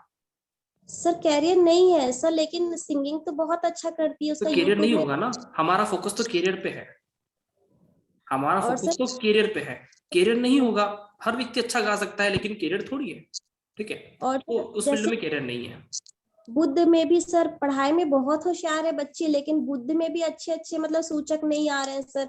मतलब 3, 6, 8, 12 के सूचक ज्यादा आ रहे हैं, 7 और 11 सिर्फ 2 ही पॉजिटिव आ रहे हैं, लेकिन टॉप करती है वो। तो देखो 8 और 11 ठीक है, डीप रिसर्च करती है किसी चीज को लेकर, ठीक है, तो डीप स्टडी कर सकती है वो किसी भी चीज में, वो रहस्य और छुपे हुए रहस्य निकाल के लाती है, ठीक है। तो ये भी डिपेंड करता है कि जब गुरु की स्थिति और शनि की स्थिति मजबूत होती है तो बुध को भी सपोर्ट मिल जाता है, ठीक है। इन केस अगर गुरु और शनि कमजोर हो रहा हो और सिर्फ बुध के पास ऐसी स्थितियां है तो फिर बुध नेगेटिव होगा, लेकिन गुरु और शनि डेफिनेटली कहीं ना कहीं सपोर्ट कर रहे होंगे, तभी जाकर वो अच्छी शिक्षा कर पा रही है।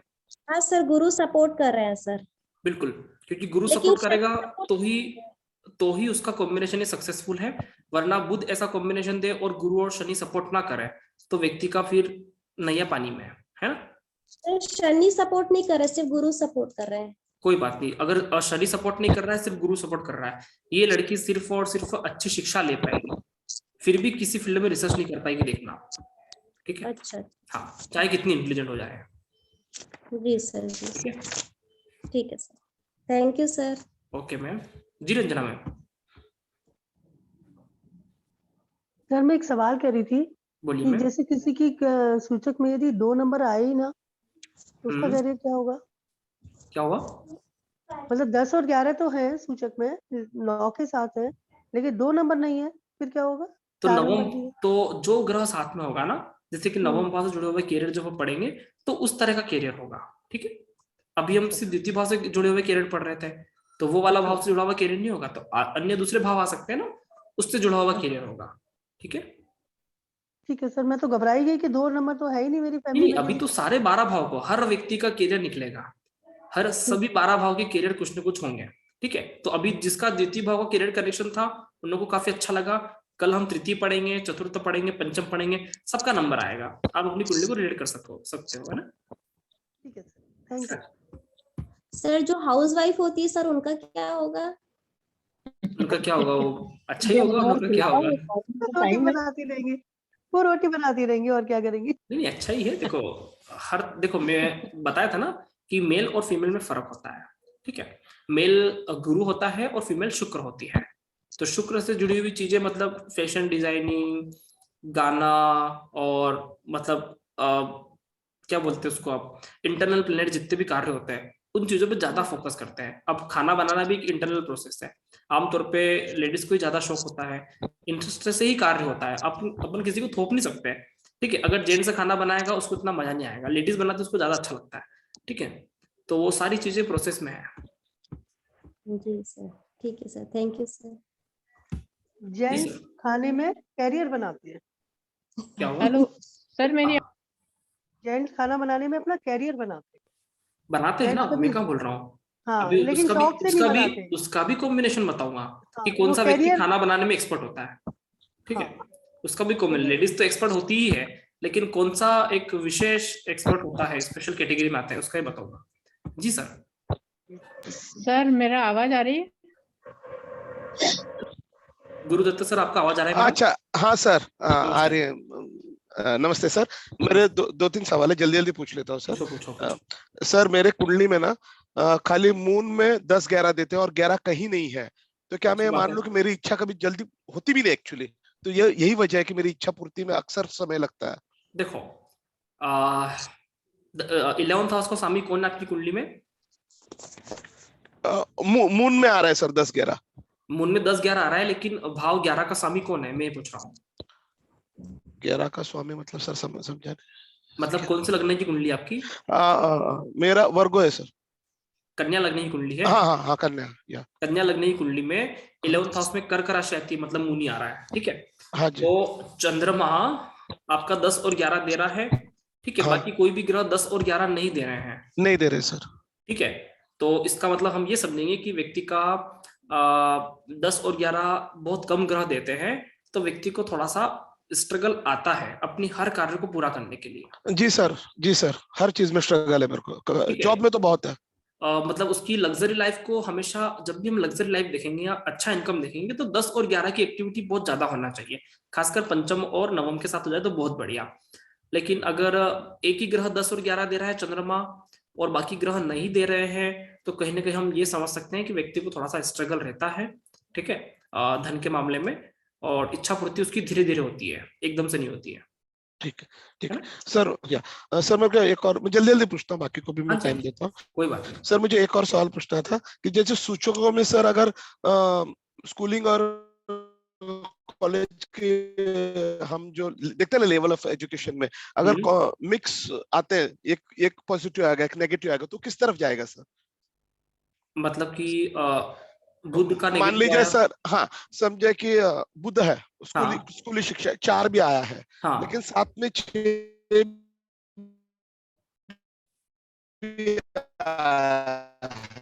मुझे सर आपने कहा था 3, 6, 8, 12 गलत है, नेगेटिव है। बिल्कुल।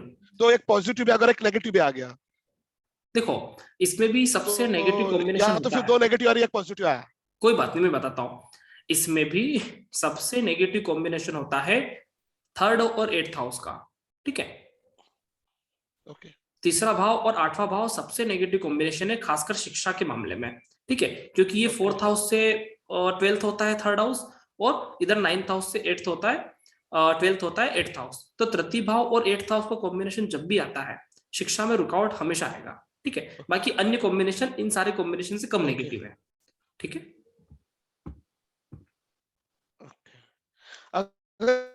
एक ही आया तो सर समझे 8 ही आया, 8 है, 4 और 8 है, तो कैसे समझे? एक ही नेगेटिव अगर 8 आया है, ठीक है ना, तो कैसे समझे? 4 के साथ 8 आया है, तो मतलब कहीं ना कहीं व्यक्ति को स्ट्रगल आएगा, रुकावट आएगी। अष्टम भाव शिक्षा में अवरोध पैदा करने वाला है, ठीक है। ओके। अष्टम भाव शिक्षा में किसी न किसी तरह से अवरोध पैदा करेगा, रुकावट आएगी। मान लो माता पिता कहाँ इसी जगह जॉब करते हो कि ट्रांसफर हो गया, बेफालतू बच्चे में 1 साल का भविष्य खराब हुआ, 1 साल बिगड़ता है ना, कभी कभी ऐसा भी होता है कि पढ़ने में अच्छा है, अष्टम भाव ऑपरेट हो गया, तो कहीं ना कहीं उसको रुकावट आएगा, ब्रेक आएगा, ठीक है। अच्छा, ठीक है। और सर यदि 12 और 6 आ गया तो 4 के साथ 6, या तो फिर 12 आया 4 12? देखो 4 के साथ 6 और 12 इतना नेगेटिव नहीं है, ठीक है, लेकिन अष्टम भाव आता है तो ज्यादा नेगेटिव है। 12th हाउस तो व्यक्ति फिर भी कवर कर सकता है, क्योंकि 12th हाउस गुरु की डांट है, बताया था ना मैंने। हाँ सर, आपने बताया। डांटने पे व्यक्ति फिर भी अच्छा सा कवर कर सकता है, लेकिन अष्टम भाव गुरु की डांट नहीं है, ये पूरी तरह से स्ट्रगल है, ठीक है। सर एक आखिरी सवाल, दृष्टि के बाद दृष्टि कर रहे हैं सर, समझे कि एक दृष्टि पड़ती है, ओके, एक ग्रह के दूसरे ग्रह पर दृष्टि पड़ती है यार, और दूसरा है युति। तो दृष्टि पड़ना ज्यादा पावरफुल है, युति में इकट्ठे हो तो ज्यादा पावरफुल वो इफेक्ट देते हैं? नहीं, ज्यादा पावरफुल तो हमेशा युति वाला। ज्यादा एक्टिव कैसे होंगे? ज्यादा अच्छा, मतलब एक ही युति वाला सर, मतलब एक ही घर में। ओके ओके, एक ही घर में युति वाले ज्यादा इफेक्टिव होते हैं, क्योंकि वो एक ही कमरे में 4 लोग बैठे हुए, मान लो युति में है, ठीक है ना, 2 ग्रह युति में है, तो एक कमरे में 2 लोग बैठे हुए हैं, तो युति वाले का साथ ज्यादा मजबूत होता है, ठीक है। सर एक और पूछो, सिर्फ एक मेरे मन में हमेशा आता है, अक्सर मैं टीवी में देखता हूँ जो आकर बोलते हैं ना ज्योतिष, कि आने वाले समय में मान लीजिए कि शनि अभी इस ग्रह में जा रहा है, तो मेष लगन की कुंडली पे असर होगा, कर्क लगन की कुंडली पे असर होगा, सब तौरस पे असर होगा। सर वाकई सब यूनिवर्सल असर होता है या जस्ट समझ नहीं पाता? सर वो तो काल पुरुष से बताते हैं, ठीक है। तो काल पुरुष कुंडली से वो तो एक, जैसे कि मान लो कि 140 करोड़ लोग भारत के अंदर हैं, कम से कम 12 करोड़ लोग तो मेष लग्न का होंगे, ठीक है। तो वो तो 12 करोड़ लोगों की एक ही साथ एक भविष्यवाणी है, लेकिन हमारे प्लेनेट किस तरह से वर्कआउट करते हैं, गोचर में उनों का कॉम्बिनेशन क्या है, चंद्रमा से उनों की लिंक क्या है, तो बहुत कुछ चेंज होता है। लेकिन वो अपनी जगह सही है, क्योंकि उनको एक नॉर्मल प्रेडिक्शन देना है, सामान्य प्रेडिक्शन देना है, ठीक है। लेकिन जब हम प्रेडिक्शन करेंगे ना एक व्यक्तिगत चार्ट पे, तो वो एक अलग चीज होती है, ठीक है। थैंक यू सर, हो गया मेरा सर, थैंक यू। जी सर। प्रणाम गुरु जी, मेरा एक प्रश्न था इसी शिक्षा से संबंधित कि अगर बुध किसी का 6, 8, 10, 12 दे रहा है तो ये क्या इंडिकेट करेगा? क्या हुआ सर? बुध किसी में 6, 8, 10, 12 सूचक दे रहा है, ए में 8 है, बी में कोई बात नहीं, इसको पता है कैसे देखेंगे। अगर मान लीजिए कि ए लेवल पर 6 और 10 है, ए और बी लेवल पर 6 और, मैं बता रहा हूँ ना, ए लेवल पर 6 और 10 है, तो ये बहुत अच्छा कॉम्बिनेशन है, ठीक है। अगर मान लीजिए ए लेवल पर 6 और 8 है, तो ये नेगेटिव कॉम्बिनेशन है, ठीक है, तो आप ये देखिए कि ए, बी और सी लेवल पर अच्छे भाव आ रहे हैं या नेगेटिव भाव आ रहे हैं। ठीक है, ए पे सर मैं बता रहा हूँ, ए बुध में ए पे है 8, ठीक है, पे है 10, हाँ, तो ए और बी 12 बता और रहा बी हूँ, पे है 6। कोई बात नहीं। ए और बी में क्या कॉम्बिनेशन बना? 8 और 10 का। 8 और 10 का कॉम्बिनेशन बना है, मतलब ये नेगेटिव नहीं है सर। ठीक है, इसको हम नेगेटिव नहीं बोलेंगे क्योंकि ए और बी लेवल से एक अच्छा कॉम्बिनेशन बना है। ठीक है, अगर मान लीजिए यही कॉम्बिनेशन ए पे 8 होता और बी पे 6 होता तो ये नेगेटिव कॉम्बिनेशन होता। ठीक है, अच्छा, हाँ, इतना फर्क पड़ता है ग्रहों के लेवल का, सूचक के लेवल का। ठीक है, मैं इसकी आपको एक्सरसाइज भी करवाऊंगा क्लास में, जब हमारा जूम सेशन हो जाएगा मैं आपको होमवर्क के लिए एक्सरसाइज दूंगा, आपको हर चीजें बहुत अच्छे से समझ में आएगा। मैं 8-10 एक्सरसाइज देता हूँ इसकी करने के लिए। ठीक है जी गोपाल सर, थैंक यू, नमस्कार। सर जी, पहली तो मैं आज पहली क्लास कर रहा हूँ, इसके लिए दिल से माफी मांगता हूँ, लेकिन टाइम की वजह से मेरा एडजस्टमेंट नहीं हो पाता था, लेकिन सुनता दूसरे दिन था, तो बहुत मजा आ रहा है। मैंने कल परसों आपको पूछा भी था कि करियर के लिए हम अगर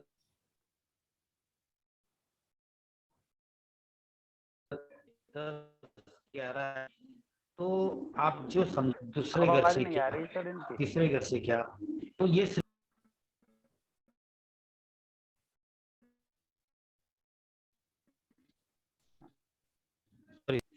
आप घर से ये क्या बनेगा, तीसरे घर से ये क्या बनेगा, तो फिर जो घर सूचक है 2, 6, 10, 12, तो इन कैसे इनकी लिंक कैसे होती है? क्या फिर सब प्लैनेट्स एक साथ देखने हैं और उनके जो सूचक हम जैसे पॉजिटिव नेगेटिव निकालते हैं उस हिसाब से उनको देखो मैं बताता हूँ इसमें जाना है? हाँ जी, हम निकाल रहे हैं, हम यहाँ पे कोर्स सीख रहे हैं, इसलिए हमको हर भाव से जुड़े हुए कैरियर के क्षेत्र पता होना चाहिए। राइट जी, लेकिन हमें किसी कुंडली का प्रेडिक्शन करना हो तो जो प्लेनेट 10 और 11 दे रहा है सिर्फ उसको निकालो अलग से। ठीक है, सिर्फ उसको निकालो, बाकी सब ग्रहों को हटा लो जी। ठीक है, अगर उसमें भी शुक्र और राहु ने 10 और 11 को दिया तो सिर्फ शुक्र और राहु को रखो, बाकी सबको निकालो, अपने किसी से कोई मतलब नहीं। ठीक है, तो सबसे पहले हमें ऐसा समझना है, लेकिन प्रश्न ये है कि हम यहाँ पे ज्योतिष सीख रहे हैं, हमको अलग अलग चार्ट में प्रेडिक्शन करना है, इसलिए अपन हर भाव से जुड़े हुए कैरियर देखेंगे। ठीक है जी सर।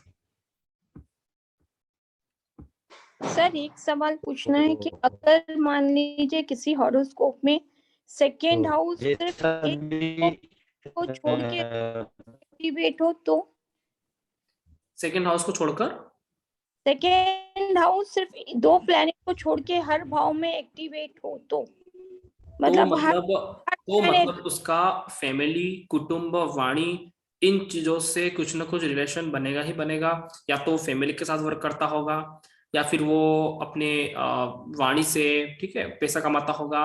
ठीक है, तो कुछ ना कुछ सेकंड भाव से जुड़ा हुआ कार्यक्षेत्र उसके नसीब में होता ही होता है।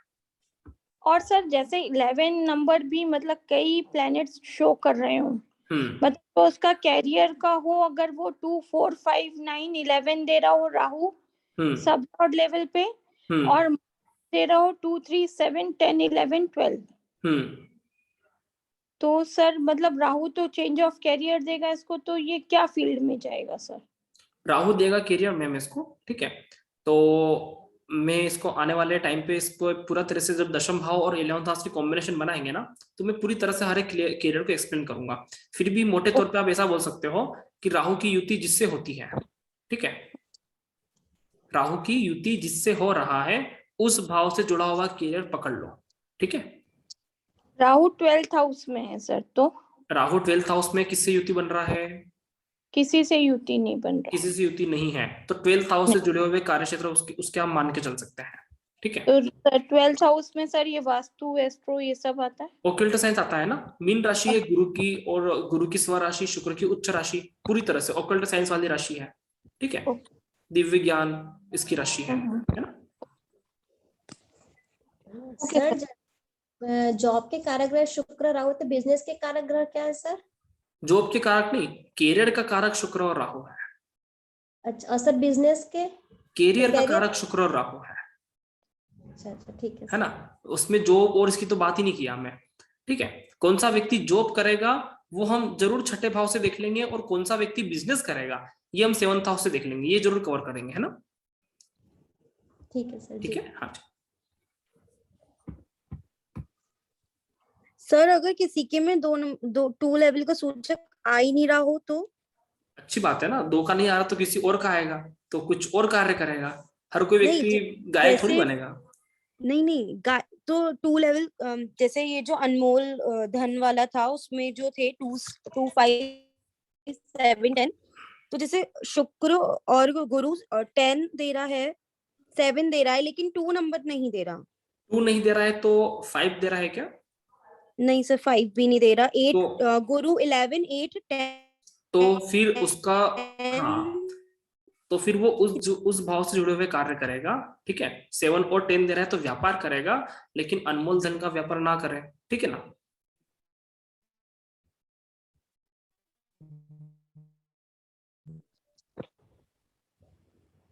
ठीक है।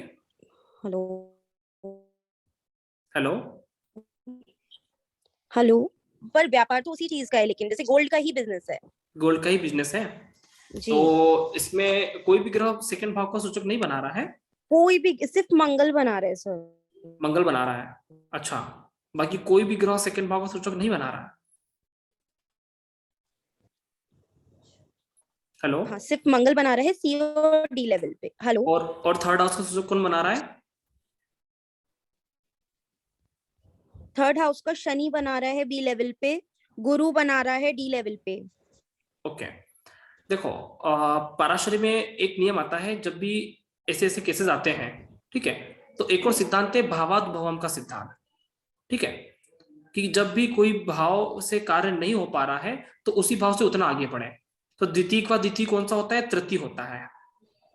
ठीक है, द्वितीय भाव से 2 भाव आगे बढ़ेंगे, द्वितीय से 2 भाव आगे बढ़े तो सेकंड और थर्ड, तीसरा भाव आता है ना। तो जो कार्य द्वितीय भाव कर सकता है वही तृतीय भाव भी कर सकता है, और जो कार्य तृतीय भाव कर सकता है वही कार्य पंचम भाव भी कर सकता है। ठीक है ना। तो ये होता है पाराशरी का भावाद्भवम वाला सिद्धांत। जब भी ऐसे केस आ जाते हैं और हम कभी अटक जाते हैं कि ऐसा क्यों हुआ, तो हमें भावाद्भवम के सिद्धांत को फॉलो कर लेना है, वो भी वर्क करता है। सेकेंड स्टेज की बातें हैं। ठीक है ना। हाँ,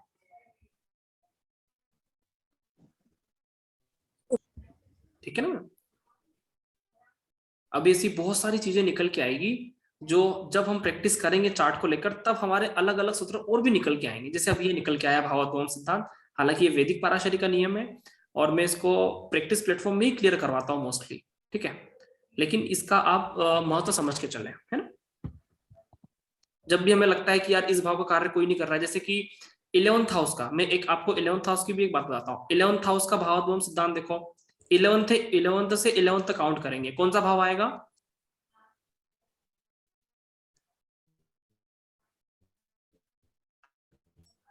हेलो, हेलो। जब 11th से 11th भाव काउंट करेंगे कौन सा भाव आएगा? 9वां भाव आएगा ना जी।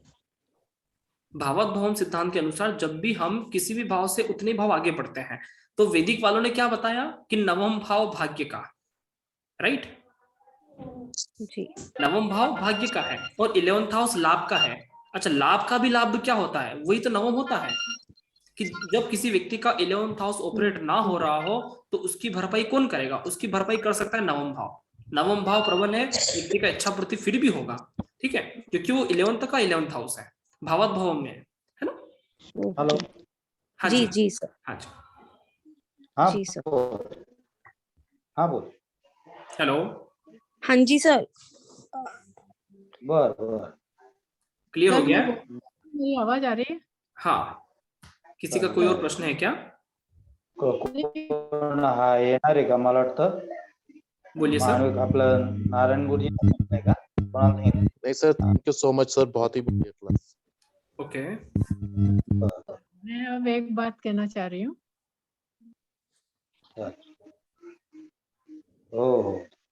हेलो। हाँ जी मैम, बताइए।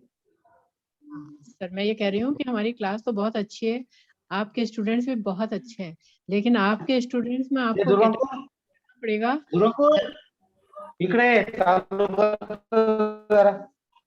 कौन सी कैटेगरी करनी पड़ेगी आपको? उसमें आपको सब कैंडिडेट्स, इंटेलिजेंट कैंडिडेट, अरे बंद होऊन गेला बघ रे। दूसरा लेवल की कार्ड बनाइए हम जैसे लोगों की, क्योंकि मैं तो अभी बहुत पीछे हूँ अभी कोर्स में और क्लास में। कोई बात नहीं, हर व्यक्ति को जब तक समझ में नहीं आता वो अपने आप को पीछे ही समझता है, ठीक है। इसीलिए कुछ लोग बैक बेंचर्स भी होते हैं, तो स्कूल में पीछे बैठने वाले लोग हमारे जैसे लोग भी होते हैं कुछ कुछ क्लासेस में, तो हम भी पीछे बैठते थे, आगे कभी नहीं बैठते थे। तो चीजें कुछ कुछ लोगों को देर से समझ में आती है, कुछ लोगों को जल्दी समझ में आती है। आप अपने आप को हमें हेलो, आवाज नहीं आ रहा है मैम। पार्टिसिपेट नहीं कर पा रहे। हेलो हेलो, हाँ जी। जी सर। सर समझ में आता है, पर कुछ कुछ चीजें ऐसी है जो जिसके अटक गई है।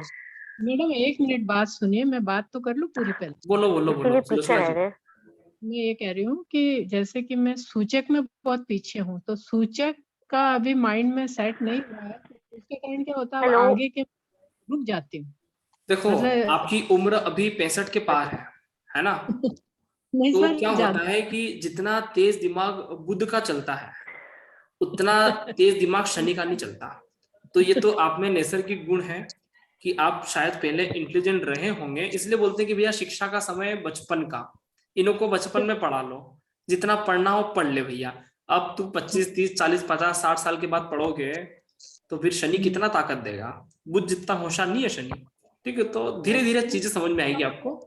फॉरेन में तो लोग 90 साल के भी पढ़ते हैं, स्टडी पढ़ते हैं, तो वो इतना अच्छा नहीं पढ़ते हैं जितना वो बचपन में पढ़ सकते थे, ठीक है। तो वो शनि वाली बातें आपको ज्यादा समझ में आएगी। अभी मैं आपको आध्यात्म की, धर्म मोक्ष की कहानियां सुनाऊंगा, ऐसा हुआ था, एक बड़ा शहर था, तो मजा आएगा आपको इस बात में। धीरे धीरे समझ में आएगा, सब चीजों का टाइम लगेगा लेकिन आएगा।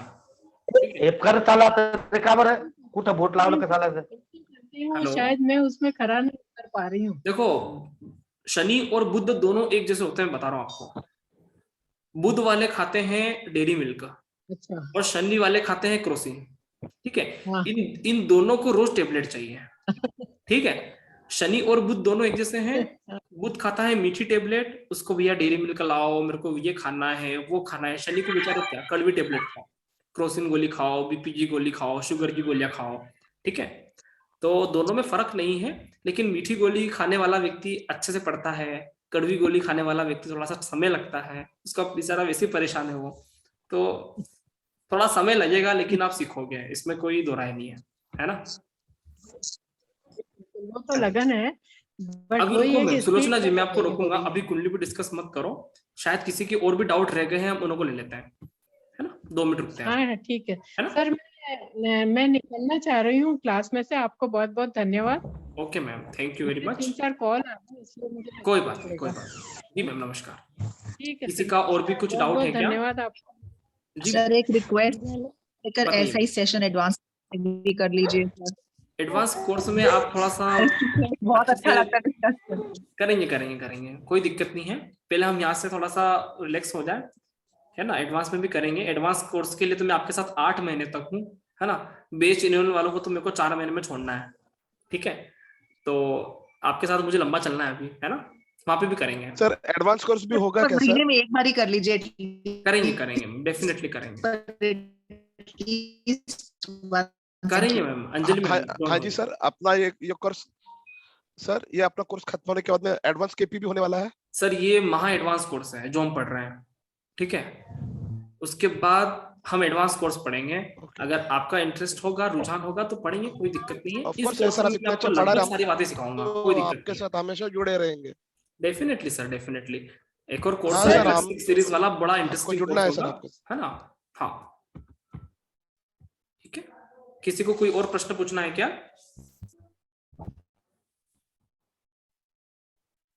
केपी पे होगा सर? सर इसमें प्रश्न आएंगे।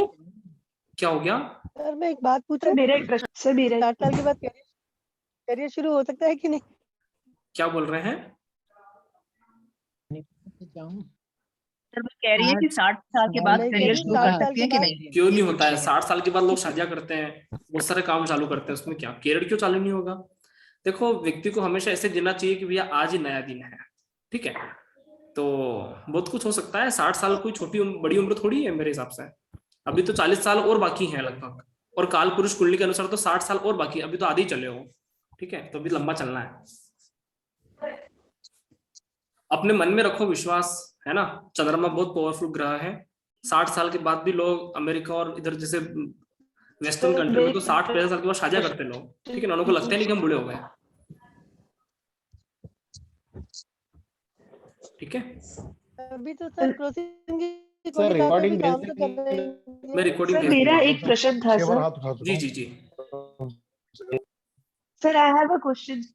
बताइए बताइए। मैं बोलूं? हाँ जी, आप बोलिए सर पहले। कोई भी बोलिए, कोई दिक्कत नहीं है, मैं सुन लूंगा। जो हमारे भाग्य, हाँ जी, जो हमारे भाग्य वैदिक में भाग्य स्थान होता है 9th हाउस, और हम केपी सूचक बनाते हैं तो उसका कर्म स्थान का जो 12th है, उसको हम विरोधी मानते हैं करियर के लिए। हाँ, तो उसको फिर कंबाइन के प्रेडिक्शन। अच्छा, मेरे को एक बात बताओ, भाग्य और कर्म क्या है?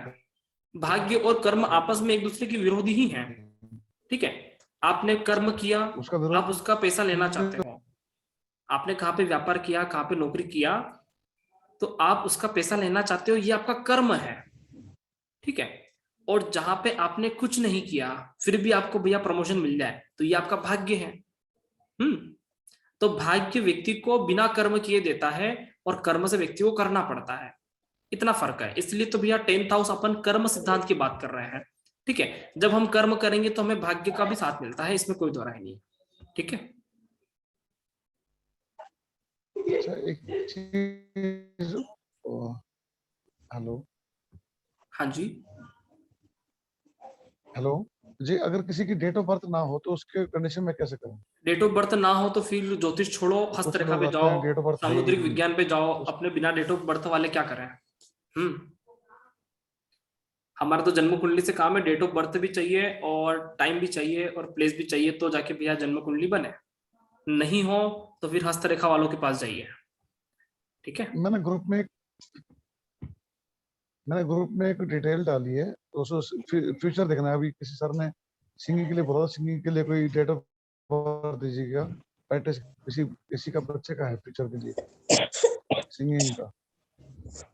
ठीक है सर, ठीक है, मैं देखता हूँ, है ना? और किसी का कोई प्रश्न है क्या? सर मेरा एक डाउट। जी मैम।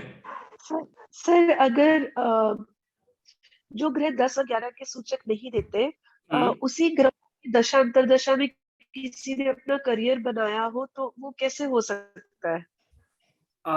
जो ग्रह 10 और 11 के सूचक नहीं दे रहा हो? जी सर, और उसी दशा अंतरदशा में अगर किसी का करियर अच्छा रहा हो, उसी टाइम पे इनकम अच्छी रही हो, उसका रीजन क्या हो सकता है? हो सकता है ना मैम, क्योंकि किसी भी तरह से नेगेटिव कॉम्बिनेशन एक्टिवेट नहीं हुआ होगा, ठीक है? ठीक है, जब भी कोई कार्य मान लो अच्छा कॉम्बिनेशन नहीं देता हो, तो सबसे पहले एक और चीज देखो, क्या ये इसका नेगेटिव कॉम्बिनेशन तो नहीं दे रहा? नेगेटिव कॉम्बिनेशन नहीं दे रहा है तो भी सपोर्ट करेगा, कोई दिक्कत नहीं है ना?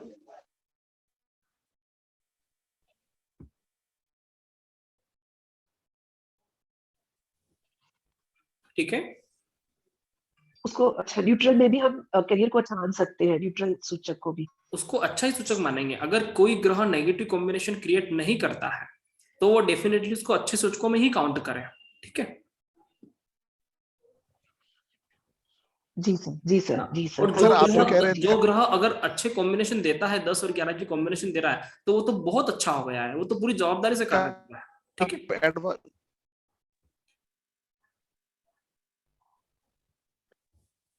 ठीक है ना सर? आप कह रहे थे कि आप एडवांस भी पढ़ाएंगे, केपी की एडवांस होगी? अभी सर हमारा मेन टॉपिक है डाउट एंड डिस्कशन का। पहले हम ये वाला बैच 11 करेंगे, उसके बाद आप सभी लोगों का इंटरेस्ट होगा तो हम आगे कोई और विषय पे बात करेंगे, है ना। फिलहाल हमारा हम टॉपिक विषय पे चलते हैं। जब भी एडवांस होगा मैं आपको पहले ये पूरा पढ़ाऊंगा, उसके बाद आपको जरूरत लगता है तो आप कर सकते हैं, ठीक है ना। आपके साथ ही मैं सारी चीजें शेयर करूंगा, लेकिन समय आने पर, समय से पहले नहीं, समय के बाद में भी नहीं, समय आने पर सारी चीजें बताऊंगा, ठीक है? ठीक है सर। Yes sir. तो सभी के डाउट क्लियर हो गए लगभग? जी सर। ओके, तो फिर हम करें विदाई आज का सेशन का।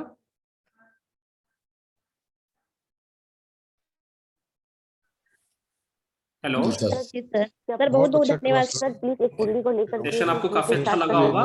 और देखिए आज कितने सारे अटेंडेंस हैं, ठीक है ना, लगभग 50 तक अटेंडेंस रहे हैं, तो ये एक अच्छी बात है, ठीक है। आप सभी लोग पूछते हो तो आपस में बहुत सारे डाउट एक दूसरे के कवर भी होते हैं। आपके फायदे के लिए मैं आपको ग्रुप में डाउट भी लगाता हूँ, है ना। गुरु का तो हेलो सर।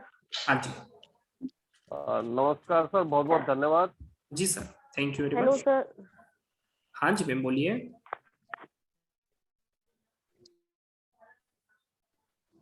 Hello sir.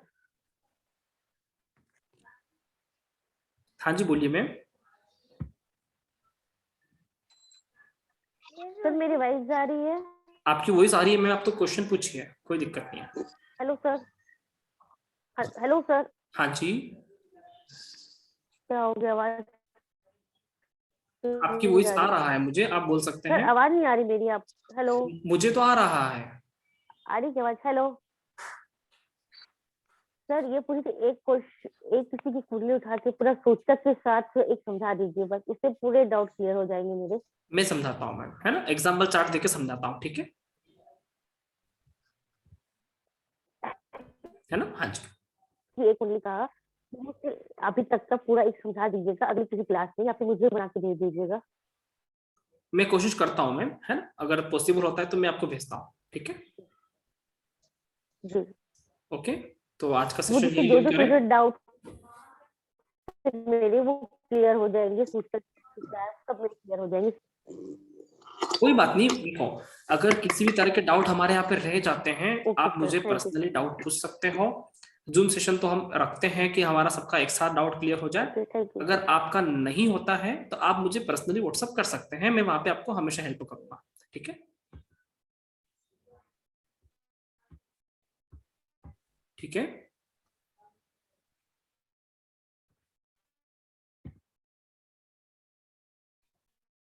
सभी को आवाज आ रहा है मेरा?